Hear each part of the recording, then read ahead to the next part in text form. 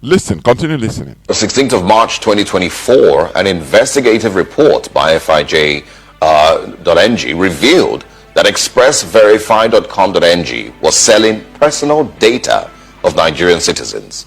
Despite the swift takedown of the site, Paradigm Initiative seeks legal redress on behalf of Nigerian citizens. Now, in its response to this revelation, the National Identity Management Commission, NIMC, has denied the allegations of a data breach.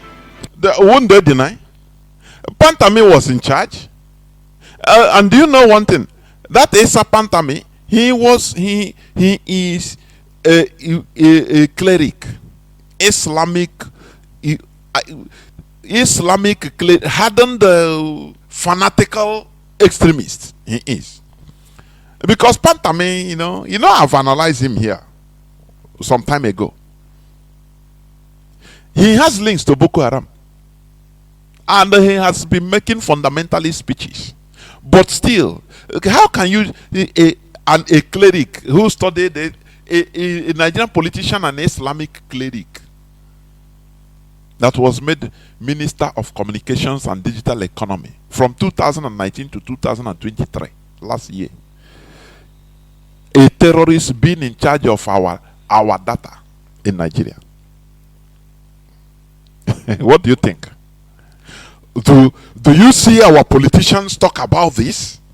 Igbo politicians, because they no person cares for nobody. Does this make sense to people?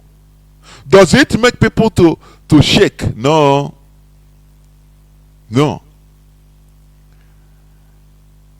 It's very, very terrible and pathetic. Very, very pathetic. Let me continue. Let me just play it. Let me continue. This morning, we're joined by the Executive Director of Paradigm Initiative, Benga Chesson. Good morning and thanks for joining us. Thank you for having me. I mean, we probably would, start with the response by the NIMC, so at least we have some clarity on what we're talking about here. Yes. They have put out a statement. They said that there was no data breach, and of course steps are being taken to also put things in order. So let's get your response first of all for that. I mean, what did you expect? It's not just that there's a data breach, it's that there is another data breach. So Express Verify was the one that they talked about in March. And we did report it, thanks to FIJ, it was revealed. We reported this to the Data Protection Commission. And, well, I'm not surprised that NIMC got a slap on the wrist. And that, of course, means that they were, willing to look away again. And this is now, Express Verify went offline. And now this is anyverify.com.ng. And guess what? That's not the only one. AnyVerify is now offline again because there's noise about it. But there are many more. In fact, in that press statement, NIMC itself tied its own hands by saying, we know there are many websites. And the problem is not Nigerian citizens. That press statement is silly, at least, because it suggests that it is Nigerians who are giving their own data to this false or fake websites. But no, this is NIMC's data, and we now have proof. We got the name slip of the minister, Dr. Bosun Tijani. We got the name slip of the #1 data regulator in Nigeria, Dr. Vincent Olatunji. We bought them for 100 naira each to demonstrate that this is not a joke. Wow, this is wild. Give us a picture of the impact of what this means. What does this mean? Because people are hearing, some people are hearing data breach, that their data is being sold for as low as 100 naira. They don't understand. Every day we're making transactions online, but they don't see what the implication of this could mean. It basically means that your identity is for sale for 100 naira. It's annoying that it's that cheap, but the real implication is that anything that you can do with a name slip, don't forget, with a name slip you can get a SIM card. I can become you on your phone. And I worry about some of the implications. Who knows who has a president's SIM card right now if he has a name slip? The National Security Advisor. A military general who is leading warfare in a place where they're dealing with terrorists. What if a terrorist bought that name slip, got a SIM card in the general's name, and sends a message to the troops and say, meet me 0700 14 degrees north, just to ambush them? The implications are serious. It means that anybody can claim to be you. They can get your SIM card. And you know, one of the problems that we found is that when we saw this name slip, the home address was listed there. Not just the name, the home address. So basically, if I want to kidnap you, thankfully, I don't have any interest in that. I pay for your name slip. I see your home address. If you're not there, I pick someone else, and I have that name slip. So I create, you know, I get a SIM card in your name and send a text message. Who are you going to be looking for? You're going to be looking for yourself. Yeah. Wow. I mean, let's understand clearly here. What you're saying is that you found out that the NIMC's website itself has been breached. It's not even the website. I mean, to be honest, I don't care much about the NIMC website, but the national database. Do you know that this is supposed to be a national emergency? But those Nigerians understand this. That is why we should do everything in order to get out. Do you see Nigeria? Nigeria is not, I've been saying this, Nigeria is not like any other country in this planet Earth. Are you hearing what I'm saying? Where people's data is not safe. It can enter, people can buy it anyhow. Do you know what it means? National Identity Management Commission. They are compromised because Fulani terrorists, they have compromised everywhere. You know, I was saying this, that look, some people used to say, no, they cast a spell. How can Fulani be? No. When they were doing the job on the ground, do you remember Ahmad Bello's statement in 1964? Naturalization agenda, which he started even before independence. That is representing the North. Working hard towards it. Was that a spell? Was that not a political strategy in order to get something very huge for themselves, for him and his people? These are what we are seeing today is the result of hard work, working hard by them politically in order to arrive here. They gathered everybody, every other Nigerian, used them in order to get their goal. Is it not Danjuma crying that they collude? Nigerian military, he was once a Nigerian military commander. That time, if you are telling him that, look, the way what you are doing, the way you are hobnobbing, say you are serving Nigeria under this Fulani Caliphate, killing the Igbos, that it will arrive a time where you will start crying. He will tell you, no, no, no. He will even give order for them to kill you. Do you see that? Do you see how things work? So, it is what you are seeing today is decades upon decades of working hard strategy by the caliphate. That is the result of what you are seeing today. Don't you see how they imposed Hope Uzodinma in Imo State? How many years today? Haven't the people, taking it as normality, going about their businesses? Don't you see what is happening? Because their man is there. So Fulanis are everywhere. They are everywhere kidnapping. Because it is a task. They have been working. They have been working towards that because they have a common ideology of Fulani. Listen, Bala Mohammed, I'm happy that I saw this. Bala Mohammed, the governor of Bauchi, he said it. He said that a Fulani is a Fulani. They don't care about their nationality is a Fulani. That is the ideology. The main ideology that is guiding them. It doesn't matter you are from Burkina Faso. Oh, you are from Mali. Oh, once you're Fulani, Fulani is number one. Bala Mohammed sees his brothers, his family in Cameroon, Fulani in Cameroon, in Ghana, in Sierra Leone, as his brothers, more than you, Onyamini, that is claiming one Nigeria. Are you? Don't you? What is the name of this guy that in the 80s, during the first time of Buhari, that terrorist Buhari, as the president, the head of state, military head of state, when he overthrew Shagari, there was an election between a Fulani man from Niger with against one is it Oben Nayon? They were contesting the chairmanship of OAU. That time African Union was OA, Organization of African Unity. The Fulani man from Niger is another country. Now Buhari has his compatriots, an Igbo man, in the same race. And you know what happened? He supported his Fulani from another country. Being the head of state of Nigeria, he supported somebody from Niger. How do we look at things?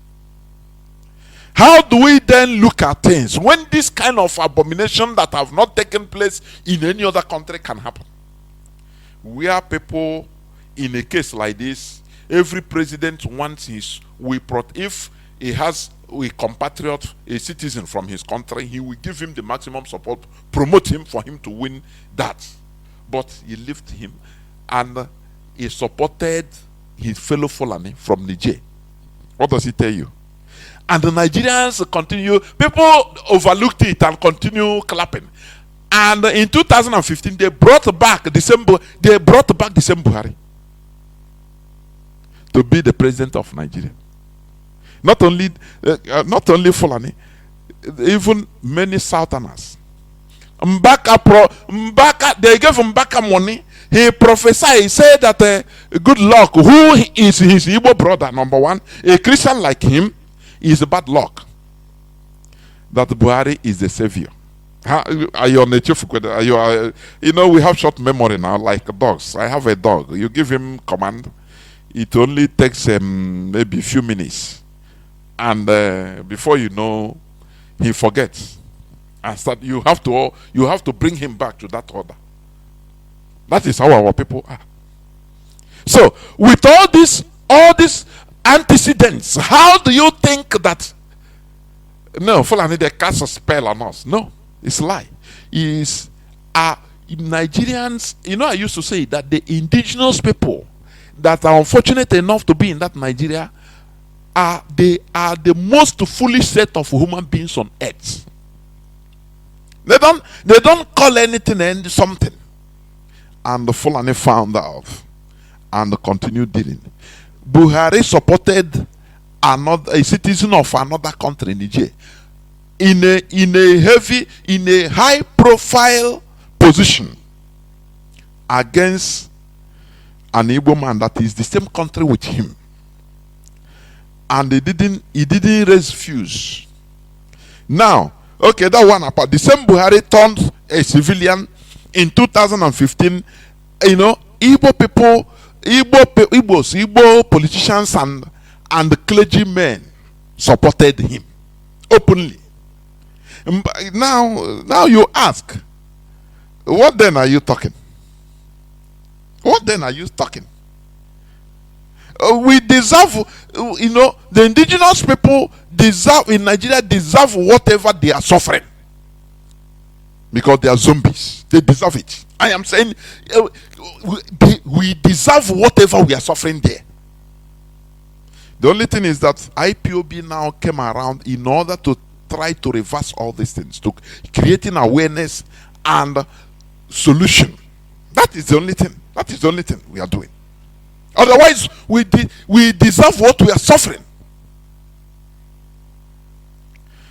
When I talk about 1980s, what happened, the support of Buhari, many people will not know unless you went and make research. Okay, but the 2015 it happened in our presence, where Father a respected clergy, miracle worker that have crowds, so-called miracle worker, people respect. Now, it disdained their own person the same religion, Christianity.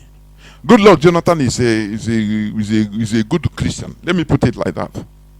In power, seeking for second term. The natural thing is, it doesn't matter.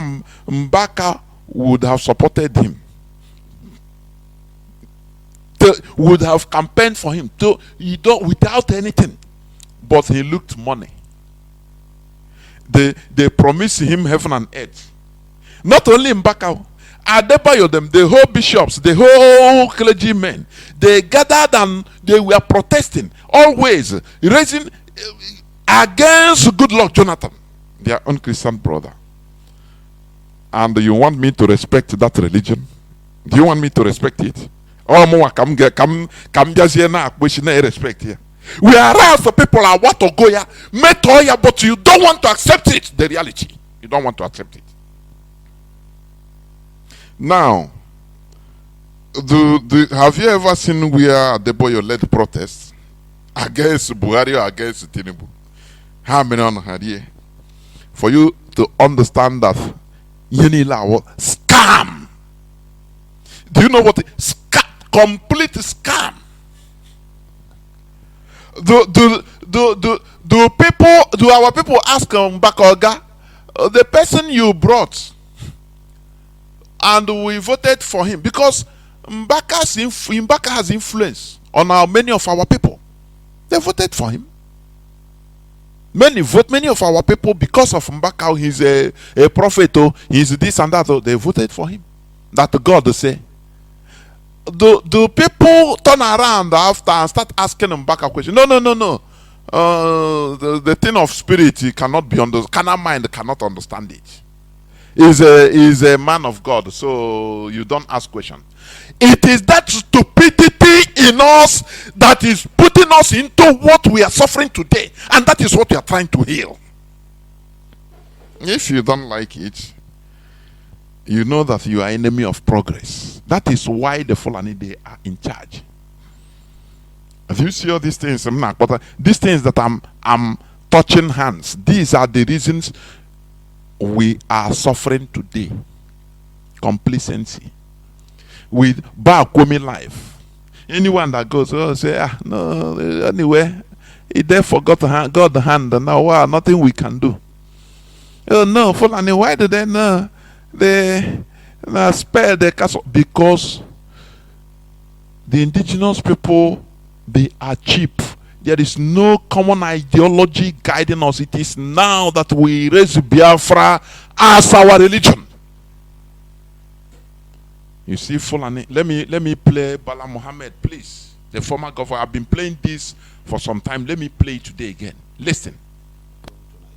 But that's the thing, Excellency. How do we ensure that those who with them more, because to them they don't have borders from Cameroon to Nigeria. But that's the thing, Excellency. How do we ensure that those who will be participating in this federal government largely funded program will be Nigerians?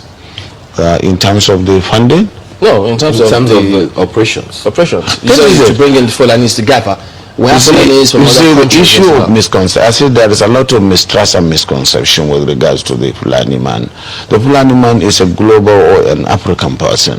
He moves from the Gambia, from Senegal, and his nationality is just a Fulani man. And as a person, I may have my relations in the Cameroon, but they are also Fulani men. I have relations because from the maternal side, I'm a Fulani man. And that is why we want to educate people. A Fulani man sees himself as a Bayelsan, as somebody coming from the Niger Delta, because he speaks the Niger Delta language, which you and I don't. And of course, we would have to just take this as part of our own heritage, something that is African, and that we cannot just close the border and say the Fulani man is just a Nigerian or this. No. In most cases, the crises are precipitated.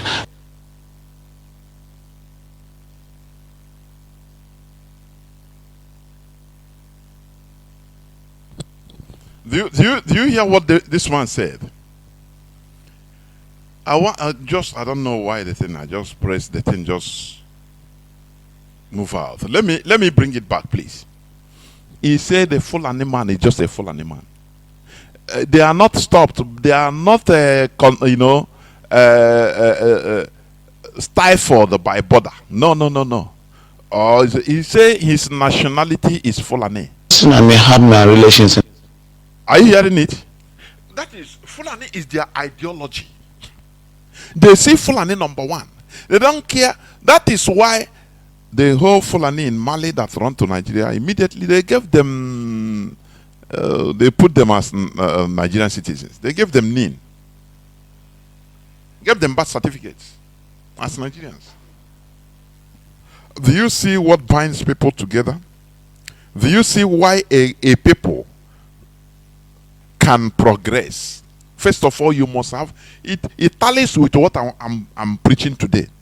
Ideology. You must have an overall binding ideology. Number one, the bedrock. Their own ideology is not only Islam but Fulani, their ethnicity. Whether they see themselves or they are born in, they are from Cameroon, they are from Togo, they are from Liberia or Sierra Leone. Once they see their fellow, is a Fulani. That is their border does not restrict them. But just look at them. Now let me compare and contrast. An average Igbo man sees himself as Imo, Anambra, Enugu, Ebony. That is average Igbo man. Before you know it, yeah, only Anambra herself, and Imo herself. Something that was created yesterday. Now we became conscious of something yesterday. We use it as identity. But Fulani, countries that we are created for by Europeans during the Berlin Conference, they tried very hard not to be restricted by the names, by those countries' borders. What matters to them is their nationality. Do you see why they are progressing? Because they are unified. Whereas Ikwere man, you tell you say, no, I'm not Igbo. My nationality is Ikwere. I'm a Rivers man. Sometimes I start wondering, I say, look, is it only in Southeast that have states? Or South? Or Eastern, Southeast and South? Is it only us that have states? For goodness me. Whenever they create states in the South, they create in the North also. You have Fulanis, you have Hausas in Kaduna, have them in Sokoto, but why are they not divided like that? Say, no, I'm a Sokoto Hausa. I don't care about, no, I'm Sokoto Hausa, me, I'm not a Hausa. I don't know whether people are catching what I'm saying. Why is it that it is common in our land? Anything they call you Rivers, you start answering Rivers tomorrow. You don't care because your brain is very little. You know, I used to say it. You see this Fulani, they are, when compared to the South, compared to we Igbos, they are masters in politics. They are highly matured because they have ideology guiding them. They don't joke with it. You can never thwart them. A people that have a standing army that is not controlled by states, no, they are being funded. Fulani is everywhere funding them. But in every country, till Sudan, they are funding them. A people like that, the sky is their limit. Don't you know? But you are divided, even with your, before you know, onye numbers and Imo herself. Hey, now onye Imo send the Ebony herself. And then the Ebony, don't give them house. I'm the landlord, I don't need any Ebony here. Don't you see? How do you think that we can get out of this mess we are in? When you look at all these things, it's lack of political maturity. No ideology. No ideology, nothing. Do you see that? Do you see that before we are saying that no, Fulani is Islam that meant no. I completely disagree. They use Islam also as a tool in order to galvanize themselves more and more. Their version of Islam, because they are not the only Islamic. They are not the only Muslims in Nigeria or in the north. You have Hausas that are Muslims, but they were conquered. You have the Kanuris. You have other tribes in the north that are Muslims. But why is Fulani outstanding? Because they have a concrete ideology. You have to respect that of Fulanism to the extent that a president, Buhari, when he was the head of state, he doesn't even respect the country. The country he is in charge, he doesn't respect the country. You have to support somebody from another country, but you have to pay allegiance to his tribe first. Look at our Igbo politicians. They are the tribalized now. Look at our sister that had an outburst in reaction to, to ethnic profiling of Igbos everywhere by the Yorubas, by all. You do all. He had an outburst in reply to that. Before you know, Igbo politicians, they are the ones that come out, hey, they condemn, they come out immediately, condemn. Why? Do you think if it's a Fulani, do you know what the politicians will do? They will jointly start defending, finding a way, even if he reaches them in the thing is, suffocating them. They must stand to defend. But in our own, no. Very, very sad indeed. Once they see money, this is a fault, though, and this is a destruction. I am telling you, when a people are so cheap, you can buy them with money to sell their people. Do you know that under normal circumstances, this is treason? Treason against a people, against your nation. Do you know that? And normally it's capital punishment. When you, because of Mbaka, what Mbaka did against good luck Jonathan, you can come and defend him. Nah, he has the right. What he should have kept it by himself in 2015 without using God to prophesy. But do you see people rising up against him? No, he's a man of God now. He said good luck is bad luck. That God have rejected him. And people shouted amen. After everything, even after the suffering, people didn't rise up against Mbaka for what the blunder he committed. Because of his personal greed. I say personal greed. Do you see this westernization that we engage in? Westernization. It brought the damage it caused in our mentality is too huge. Increases greed in our lives. Are you hearing me? It magnifies greed in our lives, so that we see money as everything in life. With money, once money is involved, you can sell your brother. That is why we are diminishing, and the Fulani, they are progressing, expanding. Do you now see the reason? It's not about the no spell. Oh, we eat a Fulani cow. No. It's not about the spell or anything. No. It's something that they worked hard for. Politically, anyhow, they worked hard for it. While they were working hard, you are looking for your private interests, looking for money. Now we are seeing the result, and you are crying. Now start looking for spirit that did it to them, for them. No.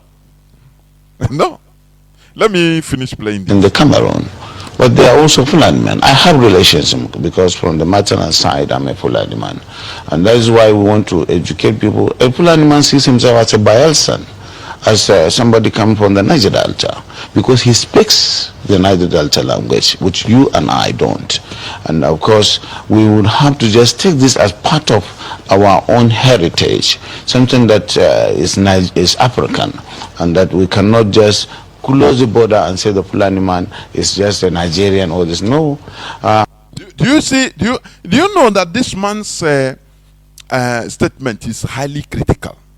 If it is about, if he's talking this to maybe people in a people that at least that are not sleeping, it's critical.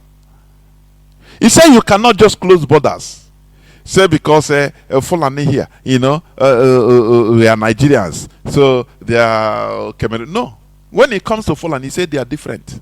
Their nationality is Fulani. You cannot deny them Nigerian nationality because they are nationality of everywhere. Anywhere they go, borders does not restrict them. It's just like bringing Yoruba in Togo in all Nigerian. It's just what he's saying. Are you hearing me? Bringing the Igbos of Bioko in Guinea Equatorial and Cameroon, Biafra, say, oh yeah, all of everybody is Nigerian. But even look at the motorcycle now. Look at even in our own local government, once they name divide one. Look at Haji, I mean Ebema in River State. They put them in River State, they are no more Igbo.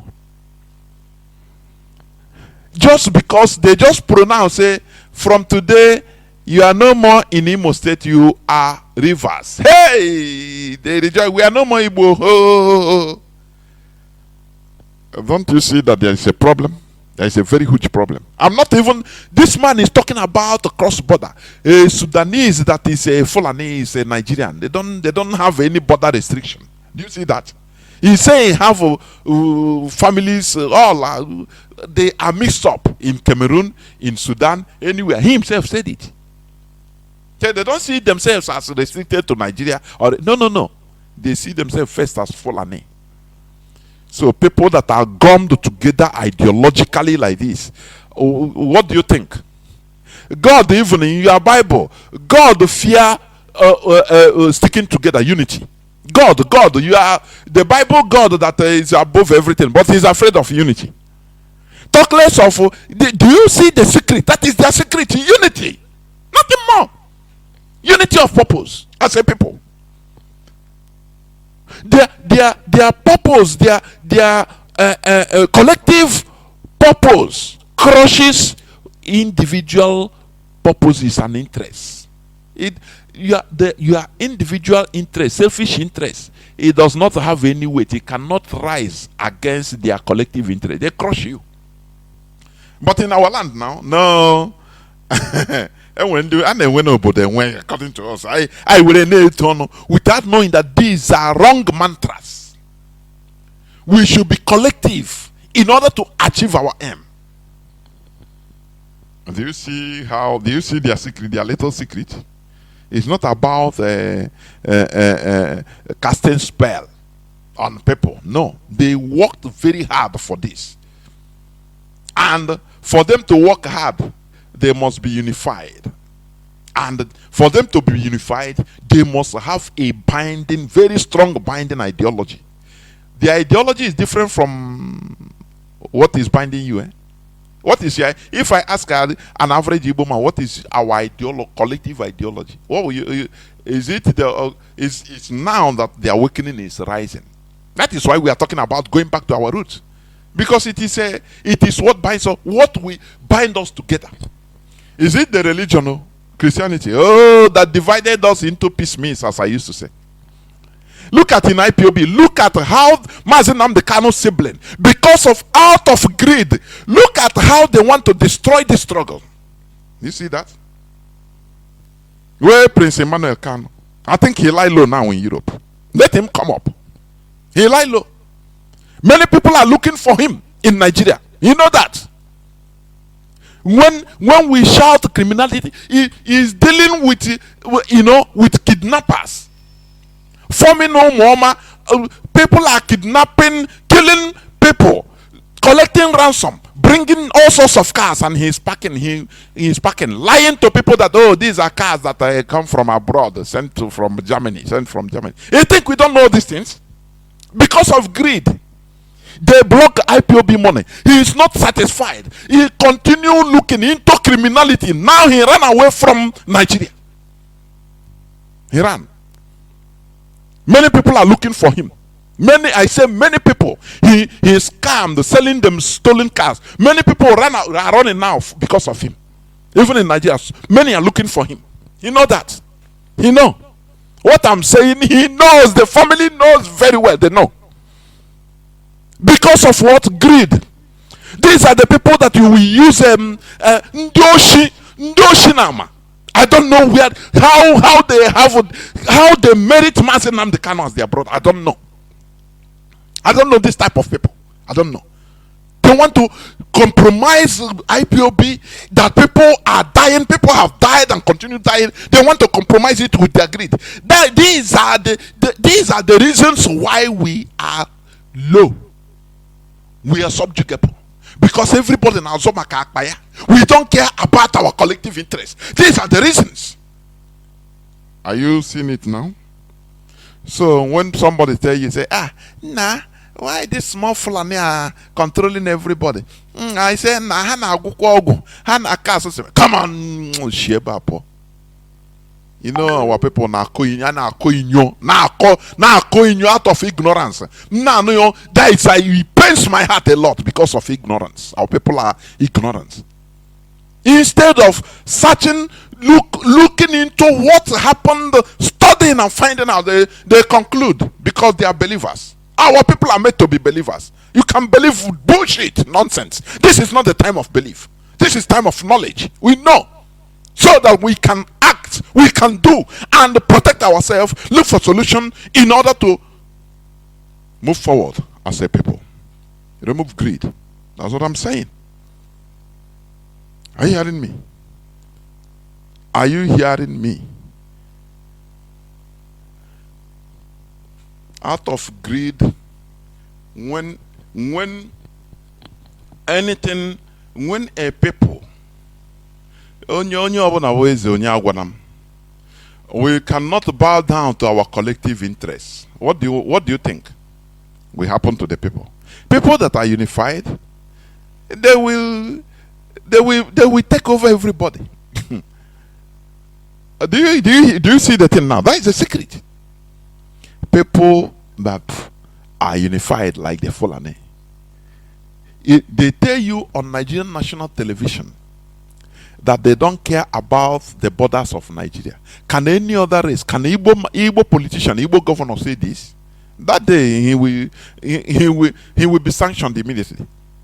That no, he don't even care about Igbo man is an Igbo man, whether you are in Cameroon or whether you are now carved into what do they call it, Equatorial Guinea. Whether you are in Gabon as Igbo man, no border restriction. Can he have even the courage to say it? No. For you to understand, but this man said this on national television. I will make our time to play the thing fully, because he said many things that, even to the extent the interviewer become angry without showing it. But you know that he was angered. He said, so what is this man talking? But he cannot say it, because they have an ideology. Are you hearing me? That is why, therefore, as I'm saying, I will go straight, continue in ideology. Importance of common ideology, which is what we are trying to create. Because we were left a people, Britain. The Europeans came and destroyed our ideology. Our natural ideology, which has been our ordinala.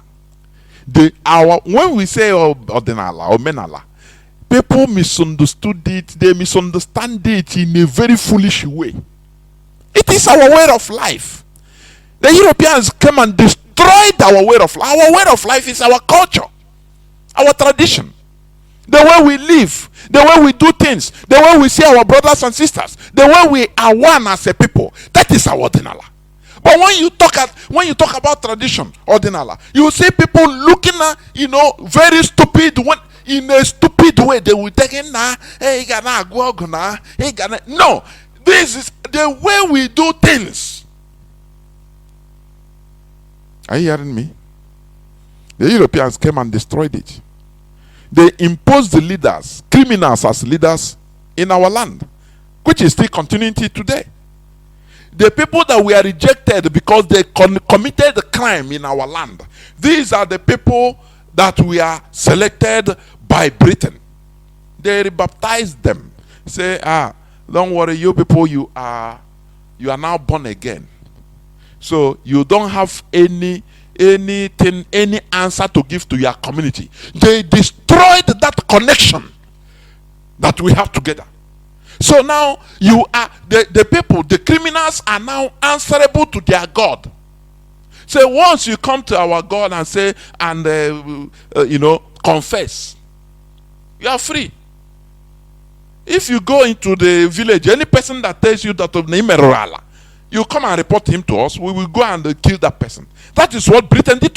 Do you know what this thing means? Destruction of our way of life.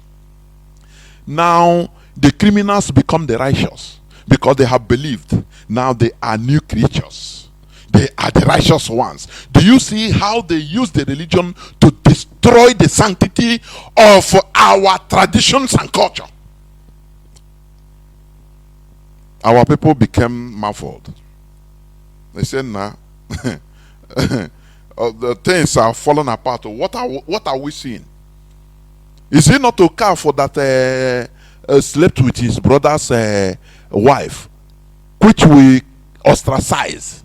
Now, he is working with the Oyibo, with the Beke, and dressing very well. They give him, now they say, if you say that you have to continue being ostracized because because you have done evil against the land, he will point you and your family. Then British military will come and arrest you, torture you, or even kill you. That is the starting of the destruction of our system of life, and that is what is haunting us today. And that is what people are defending. Oh, Chineke. Hell, how I wish that our people's brains are open. Genuinely. How I wish that our people are listening to me with open mind, without being biased. How I wish so. They will understand. You make researches in order for you to know. Honestly speaking. The Europeans destroyed our way of life. Everywhere. Evil become good. Now Britain empowered the evil ones in our land in order to turn against and start destroying everything, our pantheons, things that joins us together.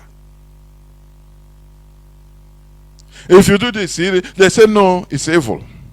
You go to no, the whole shrines are evil.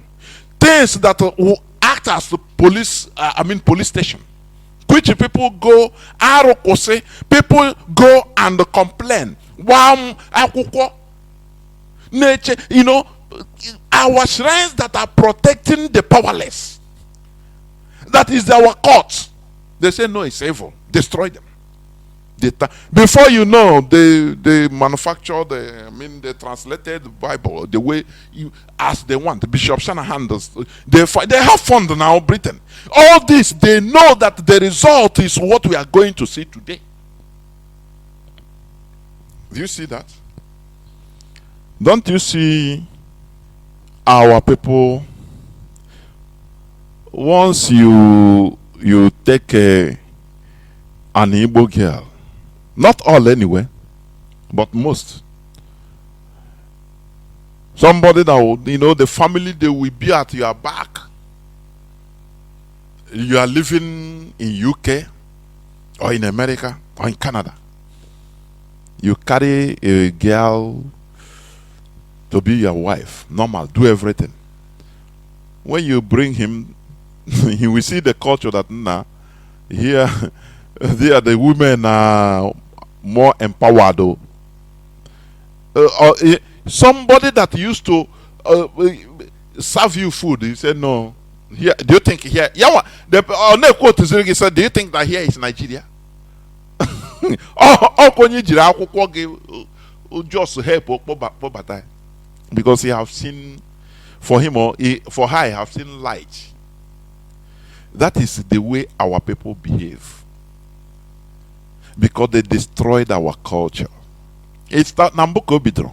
They completely, Britain destroyed our culture. Do you know the lock the Northerners have? They were colonized by Arabs, yes. But when Britain wanted to destroy their culture like us by bringing their education, their this and that, when they killed the emir, some northern emirs in a battle, they now lie down, bow, and say, please, we surrender. Do not come to destroy what we have built. Leave us be, but we become vassal. We are loyal to you completely, 100%. But do not come and disorganize the structure we put in place. They struck a deal with Britain. That is why they are still intact. In our own, they completely destroyed everything. And what baffles me is still today, people are defending the destruction of our ordinala. It's very sad. People are telling us, oh, they brought a civilization. And these people, they don't even know what is the meaning of civilization. Many of them, you ask them, can you know civilization? Civilization is the highest point of human behavior. Are you hearing me?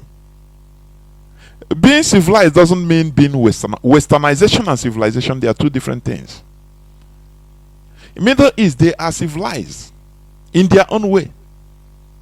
I mean, Asia, Far Asia, Far East, they are civilized, but in their own way.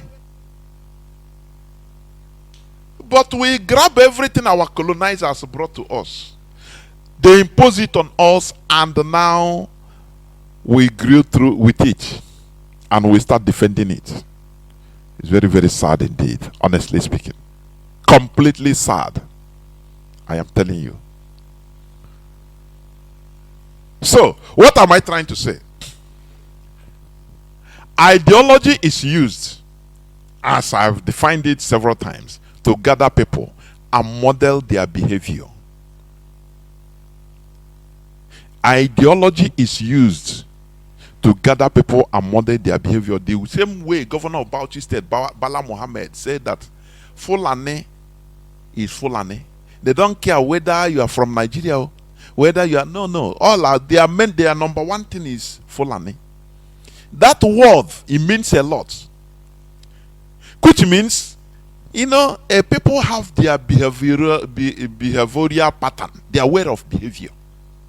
They have their culture. Which they have the way they marry. They have the way they dance music. They have the way they see things. It goes with it. Are you hearing me? But in our own, they destroyed everything. And the worst part of it is that they imposed very heinous bad people on us as political elites, as leaders.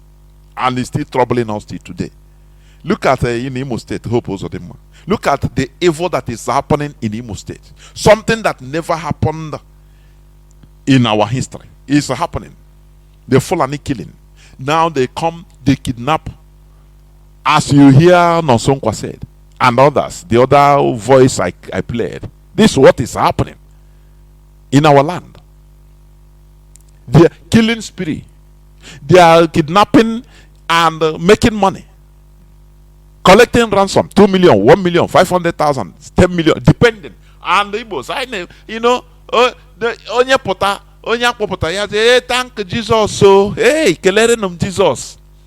My people paid, and I come out, and he start thanking Jesus. Are you hearing me? He don't care. How do we fight this evil? How can I support ESN in order to eradicate this evil in our land? How do I support IPOB? People don't think about it. Once their own problem, private issue is solved, they go to church, individual, self, me, oh, my family, without them understanding that without us there will be no me. Without we, there will be no me. I na pushing. Onye nwete nwa ihe ọ na-eto December na ha abịa. Onye ọ na-agba mbọ ka o go the highest car wherever la village. That is ya wuru ihe na-echi anyị ụra. We don't care about what is happening in our land, that we are in Nigeria, we are nothing. It doesn't pain us. It doesn't pain many. It's paining us as IPOB. What I mean us in general, our people. It gives us sleepless night. That is why we are sacrificing everything in order to educate our people and look for solution to the problem that we are having, collective problem. It's not about individual problem, no. It's not about individual making money, no. Look at our brother in Lagos, one of our brothers that they destroyed his, is it 200 million project, dollars, I mean. Under few hours, his project of many years as a billionaire, we are gone. And he started crying. Do you see the piteous situation we are in? Do you see? That is why we need to look, and we need to look back and look for solution. And the solution is what we are talking about. It's in IPOB. Igwebike. That is all we care. Igwebike is in our adage. Igwebike. Unity is power. Without being unified, we are going nowhere. And for us to be unified, we must have a very strong ideology guiding us, holding us together. And that is why we talk about going back to our roots. But many people are misunderstanding it, either ignorantly or mischievously. They know, but they just want to put sand inside the gari, because our katakata they are gaining from it one way or the other. That is it. That's the reality. So that anything we talk, they misinterpret it. When we say going back to our root, they say, you want us to start going into the bush and live. And you look at these people and say, what is it? What is it? Unity is power. And without a strong ideology binding us together, we will never be unified. We have seen that the religion they brought to our land, it failed us woefully. Instead of guiding us, bringing us together, it divided us more into piecemeal. And our people continue behaving like more evil than any other thing. And our enemies are swallowing us. Okay. As I said, ideology is used to gather people and model their behavior. It could be born out of knowledge or simple belief. Listen, ideology could be born out of knowledge or out of policy of knowledge, like the Enlightenment, or simple belief, like Saudi Arabia, like in the Middle East. Their own ideology is based on their belief, and that belief is their custom, is their tradition, and that is why they are progressing with it, because it is their thing. Are you hearing me? If it must be belief, it must be local. Any foreign impose is a disaster. Are you hearing what I'm saying? As ideology, you become foreign imposed, it's a complete disaster. So Saudi Arabia is the galvanizing factor is their culture, which is Islam, or based on Islam. Do you understand what I'm saying? And they are progressing because it is their thing. The way they do their thing, the way they do it as their thing, you as a Nigerian, you cannot practice it. You don't have authority over that religion because it's from Arab, it's Arabic thing. The same way you don't have authority over Christianity because it is European thing. Tomorrow, if Europe want, if Catholic Church want, Pope want, I think they are discussing this secretly or at the background. Tomorrow they can give order and say, from 2025, every Catholic priest is mandated to marry, and they will marry. So what about those that have gone into menopause without marriage? Those that have died, those that now you see that you cannot change foreign religion or foreign ideology because it is not for you. The other time I read here in the news headline that Saudi Arabia now officially started a place of selling alcohol. Are you hearing me? Alcohol warehouse of selling in Saudi Arabia, in Mecca. Something that do you know, if a place like, for example, Afghanistan, if you know it's an Islamic country, but they are not Arabs. If them that did it, for example, maybe Saudi Arabia will say no, it is on. They will challenge them, say no, you people are deviating from Islam because it is not for Saudi Arabia. Do you see that? But Saudi Arabia, they did it because it is their own. Who will talk to them? They will tell you that, look, Muhammad, look at where is it not here you are coming? We that have your secrets, the Quran is with us. So what are you talking? Come on, it's not that we have done it. So what I'm asking, all these seminarians in our land, brothers and sisters that are not marrying because it is a Christian Catholic doctrine. What of tomorrow if a Catholic Church say, okay, now from 2026, all Reverend Fathers and Sisters will start marrying, which is possible. Do you know why they can do it? Because it is their thing. You now in Nigeria, you cannot be a Catholic priest and you say you are married. You'll be expelled because you don't have authority over it. Do you see the two differences? But if it is something that is original from you, from your land, local, you have authority over it. Do you see what we are talking?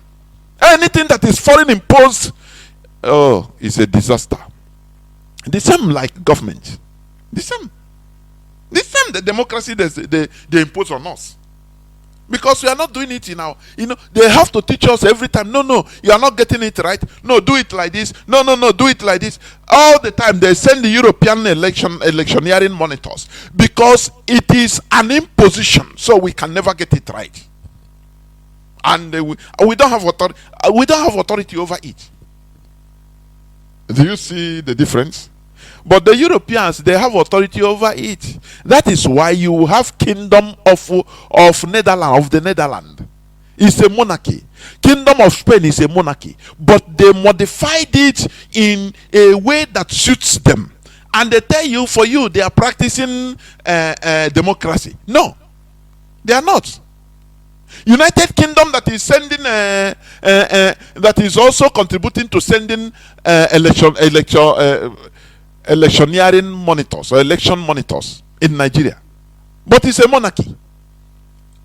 Do you ask all these questions? Do you think in this way? Because you are controlled from outside. The same way religion. I say, let me repeat this. You know why Reverend Fathers, Catholic reverends in our land, they don't marry? Because it is Catholic Church doctrine.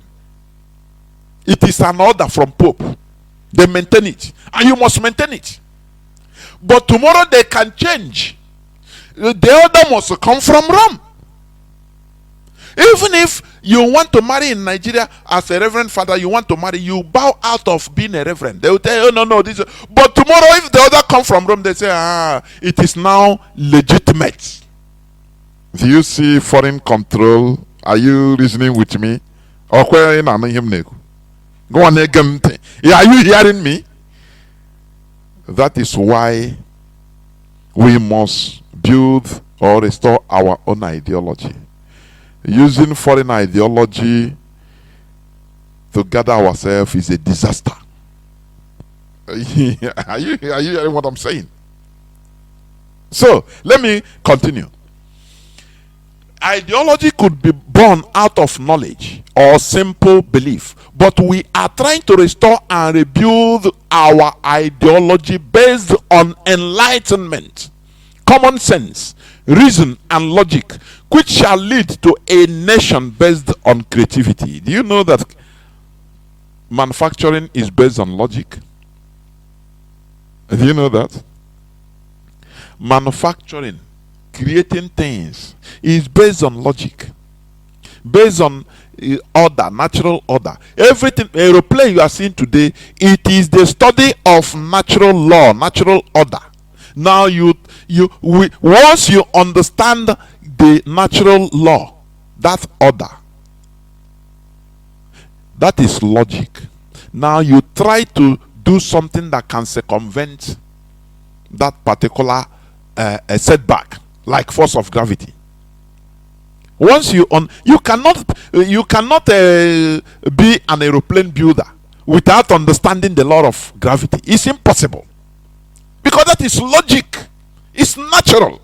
You must first of all be an expert to understand that there is a force that pulls something that is less or that is more density than air down. There is that force. Now you try to find a way to circumvent it. Okay, what if breeze is blowing like this? You have to understand all these principles. It is logic. It is not common sense. It is reason. That is what we are trying to build.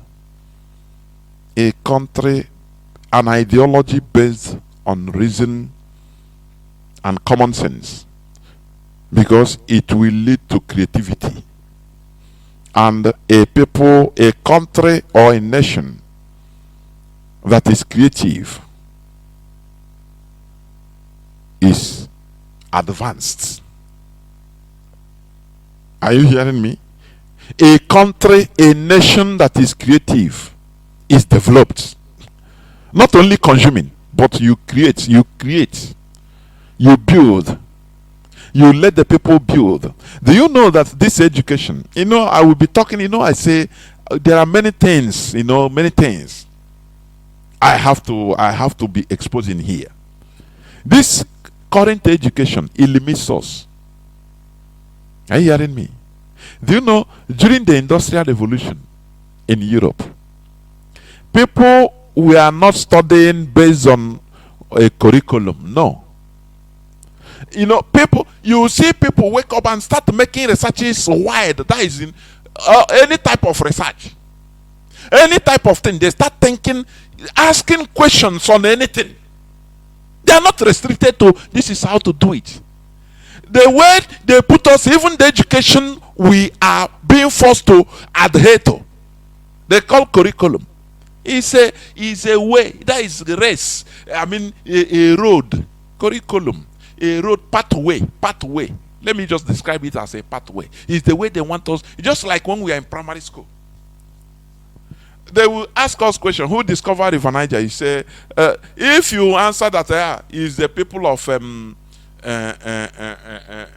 is Biafran discover River Niger on Igbo.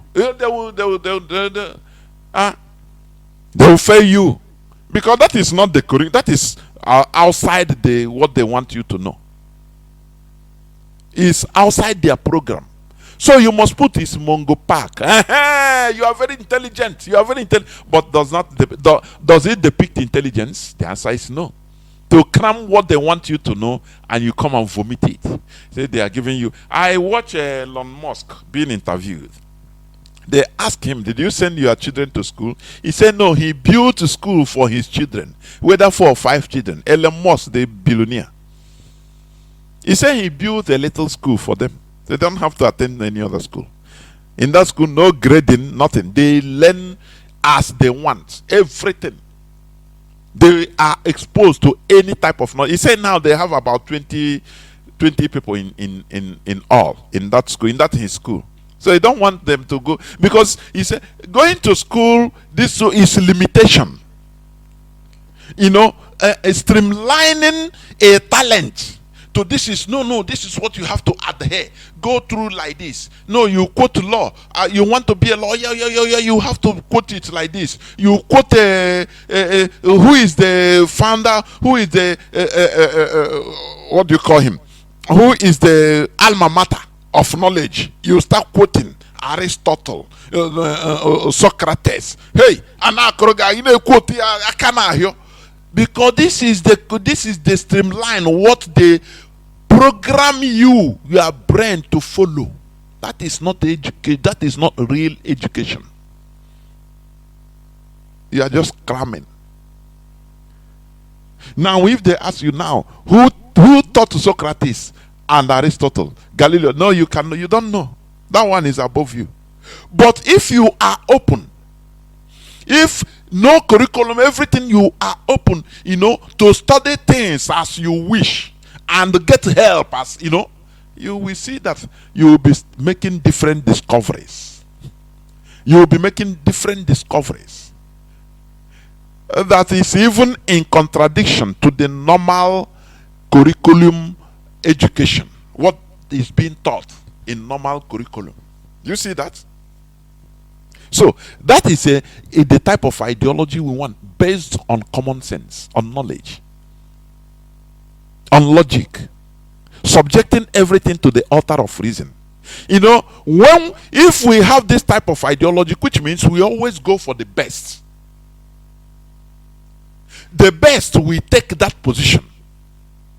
We respect a structure, our own structure. We respect the law.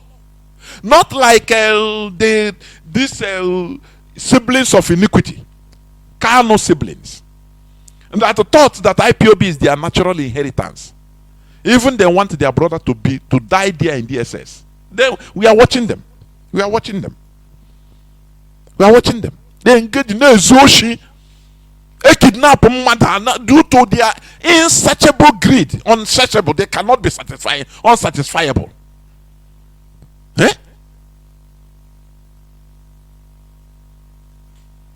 We must continue. So we want an ideology based on logic, where you can come out and prove that you are the best, and people will support you and give you that position. Not because you know who knows what is happening in Nigeria. Pantami was put there as a terrorist, was put there as the minister of digital, what do you call him? Communications and digital economy, from 2019 to 2023 of yesterday.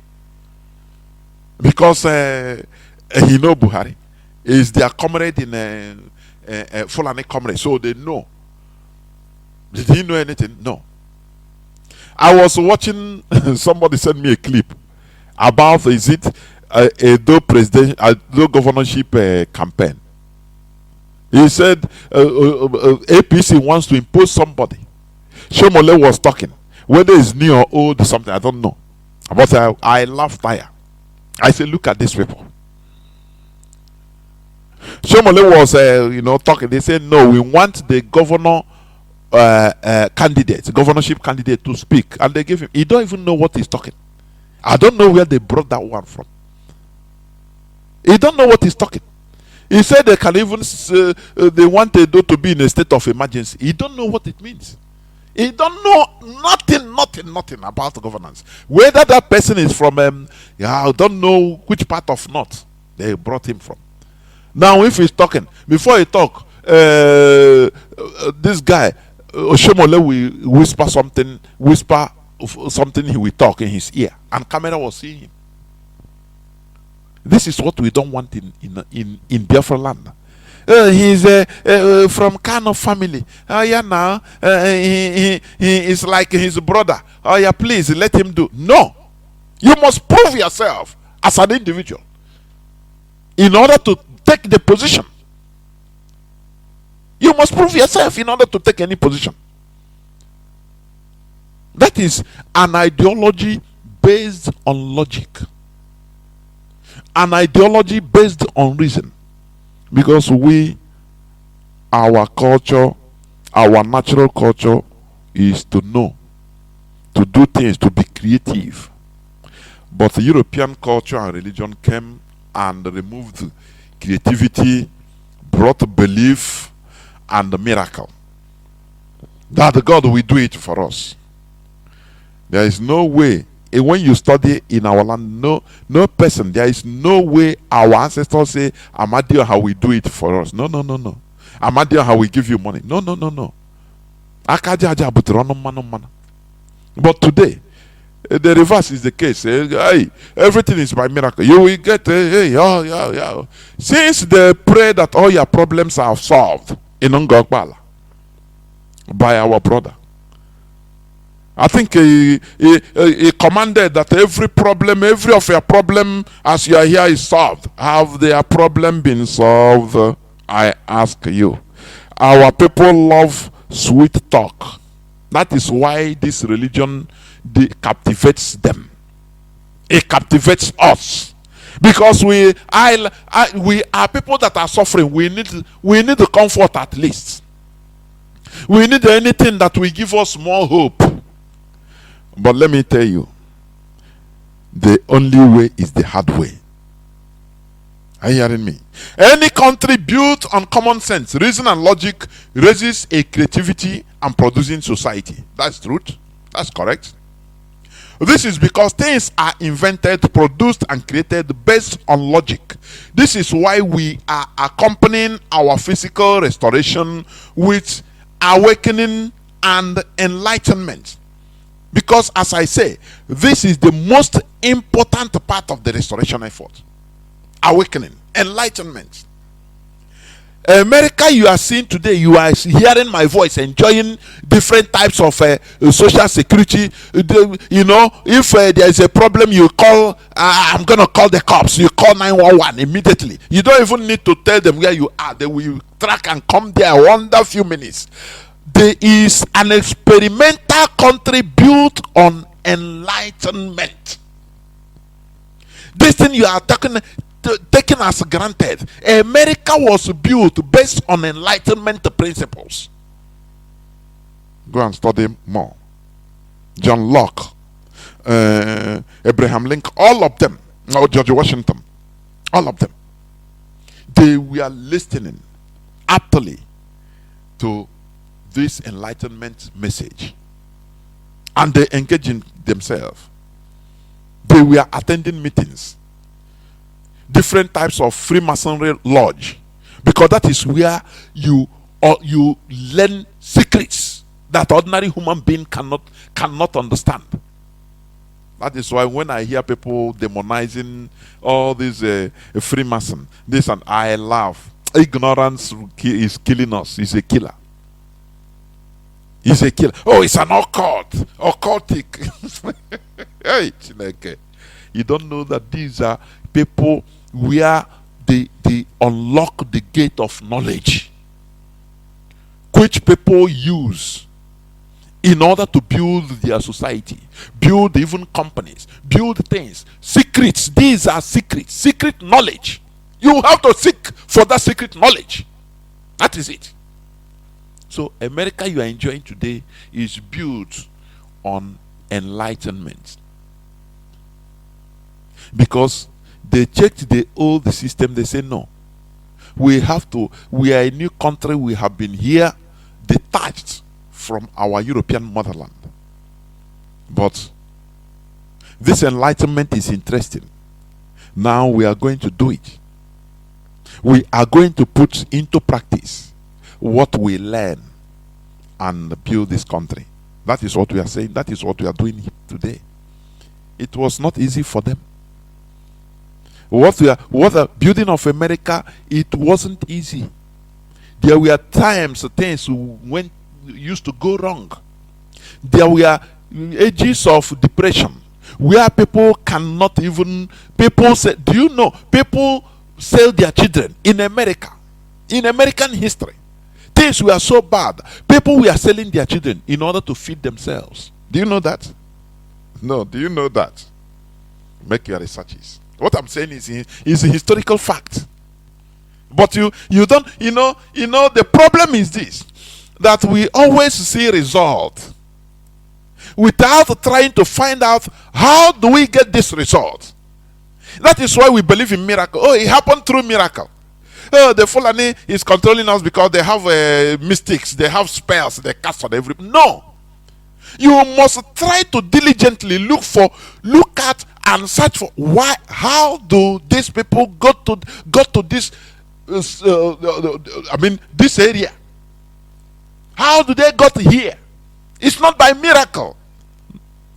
People work hard for it. People died for it. The same way we are dying today for Biafra. People that have died, they no longer exist. But in the next generation, or the generations coming, if Biafra come, they will be enjoying it. And that time they will not fully understand unless they were being taught what people suffered. That is how it is. Are you hearing me? That is why we must raise or restore our ideology based on enlightenment. Remember, the ideas of enlightenment undermines the authority of the monarchy and the religious officials and paved the way for the political revolutions of 18th and 19th centuries. That is truth. This is a historical fact. The ideas of the enlightenment, it does not augur well for the ruling class. Neither does it augur well for the clergymen, the Jews.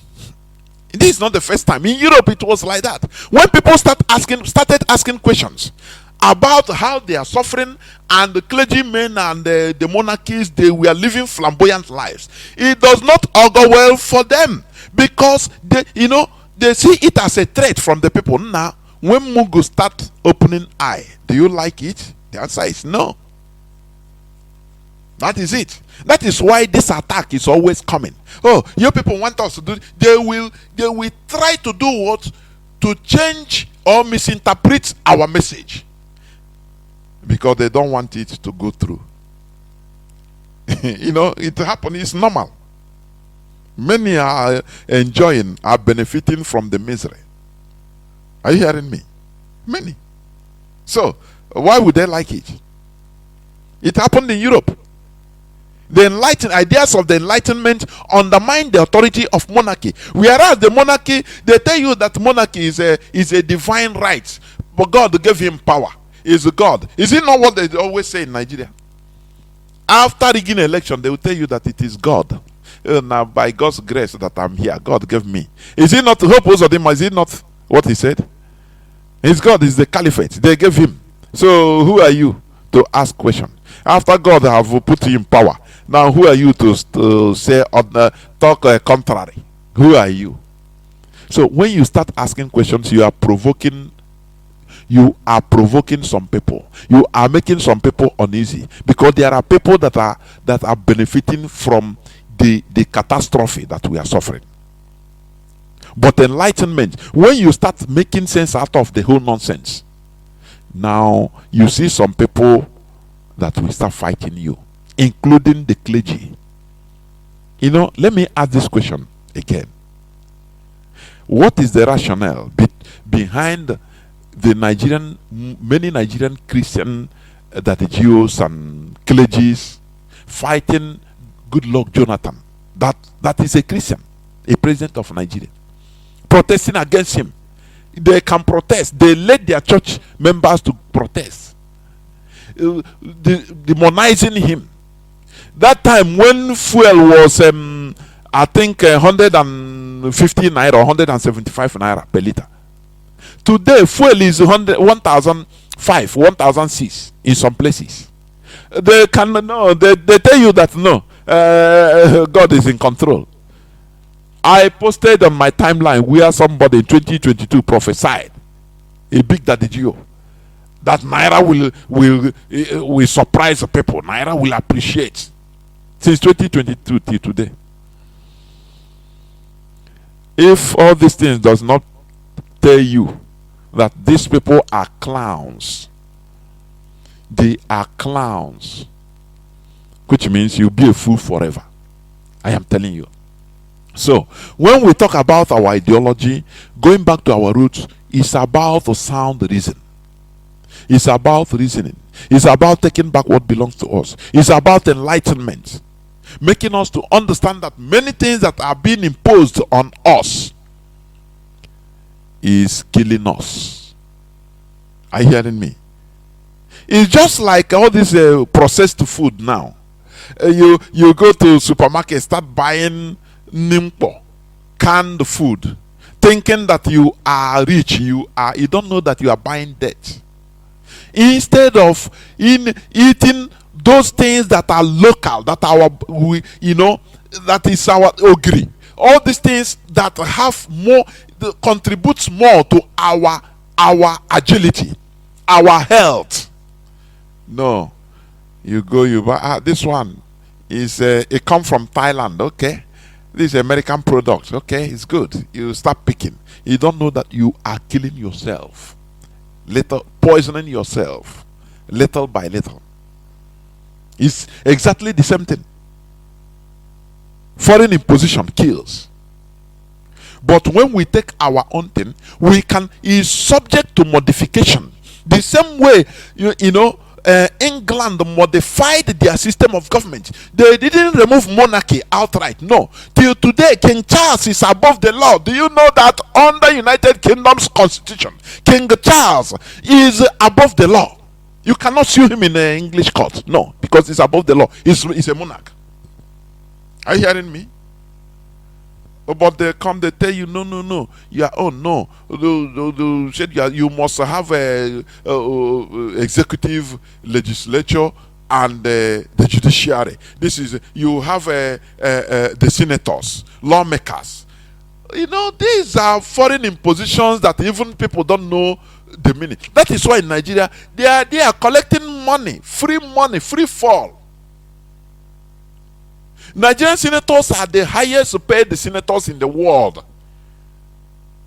Do you know why? Because everything is a foreign imposition. So, okay, let us pretend to be doing it. Britain patch, and say, okay, just be doing it. Say, just let it be that there is senators, but nothing matters. Do you elect your presidents? The answer is no. It's Britain that manipulates and put them.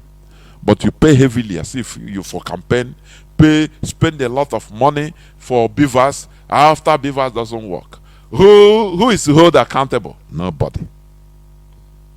Who pays the price? Nobody. Everything with impunity. Okay, the Enlightenment. I'm talking about Enlightenment now. The Enlightenment was centered around the idea that reason is the primary source of authority and legitimacy. That reason. Do you see why we capitalize? Like, just right from the time of Mazi the Kano broadcasting, he continued talking about reason. That you said that reason is the primary source of authority and legitimacy. He said, come and convince me that what I'm doing, that Biafra is not the solution, that Nigeria is the solution. Come, argue, debate, because you want reason. That is why we always invite people of contrary opinion. Please inbox me. Okay, Mazi, I want to co-host with you so that we debate. People listen. I have contrary opinion in your preaching, but they don't come because their argument is not based on reason. It is based on sentiment and belief. Pope yes, Pope you believe. You continue believing nonsense because it is imposition. You don't know, people don't know.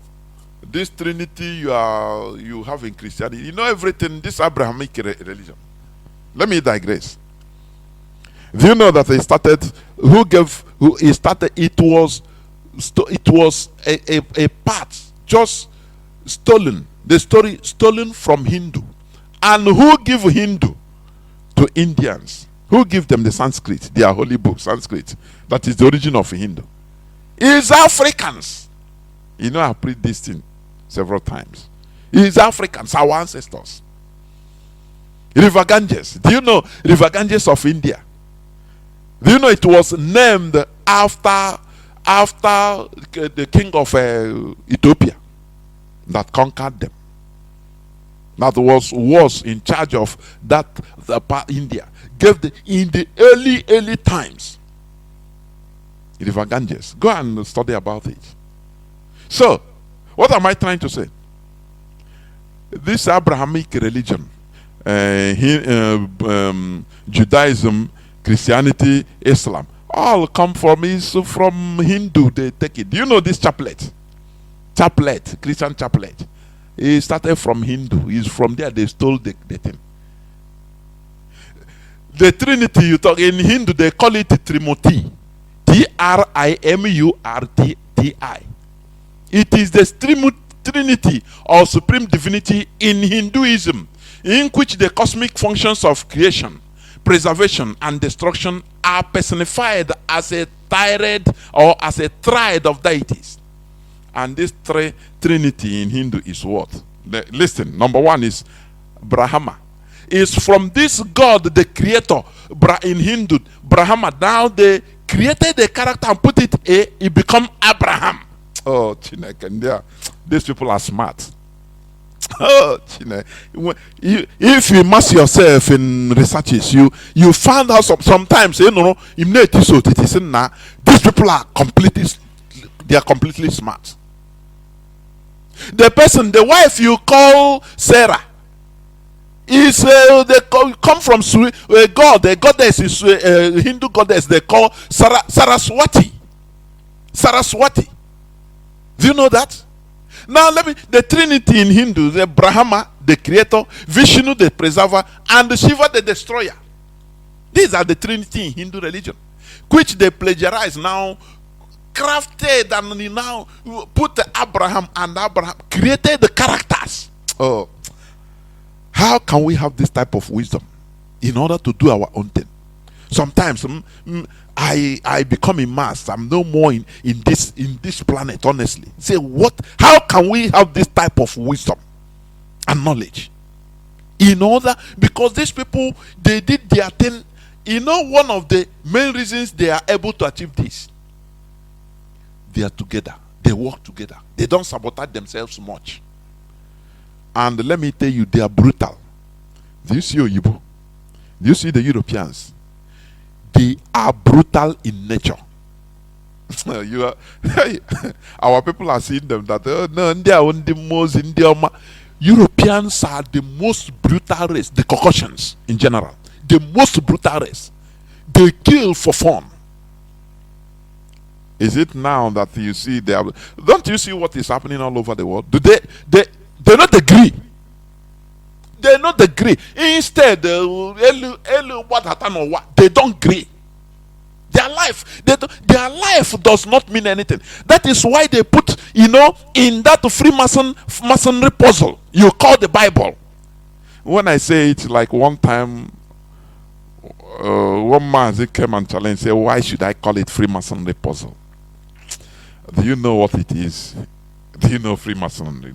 You because you are programmed to believe that all are bad. No, these are things that with profound meanings, but they put it in ordinary words that you cannot read meaning. You call them mere words. It doesn't matter. You are reading, but you don't think in the other, in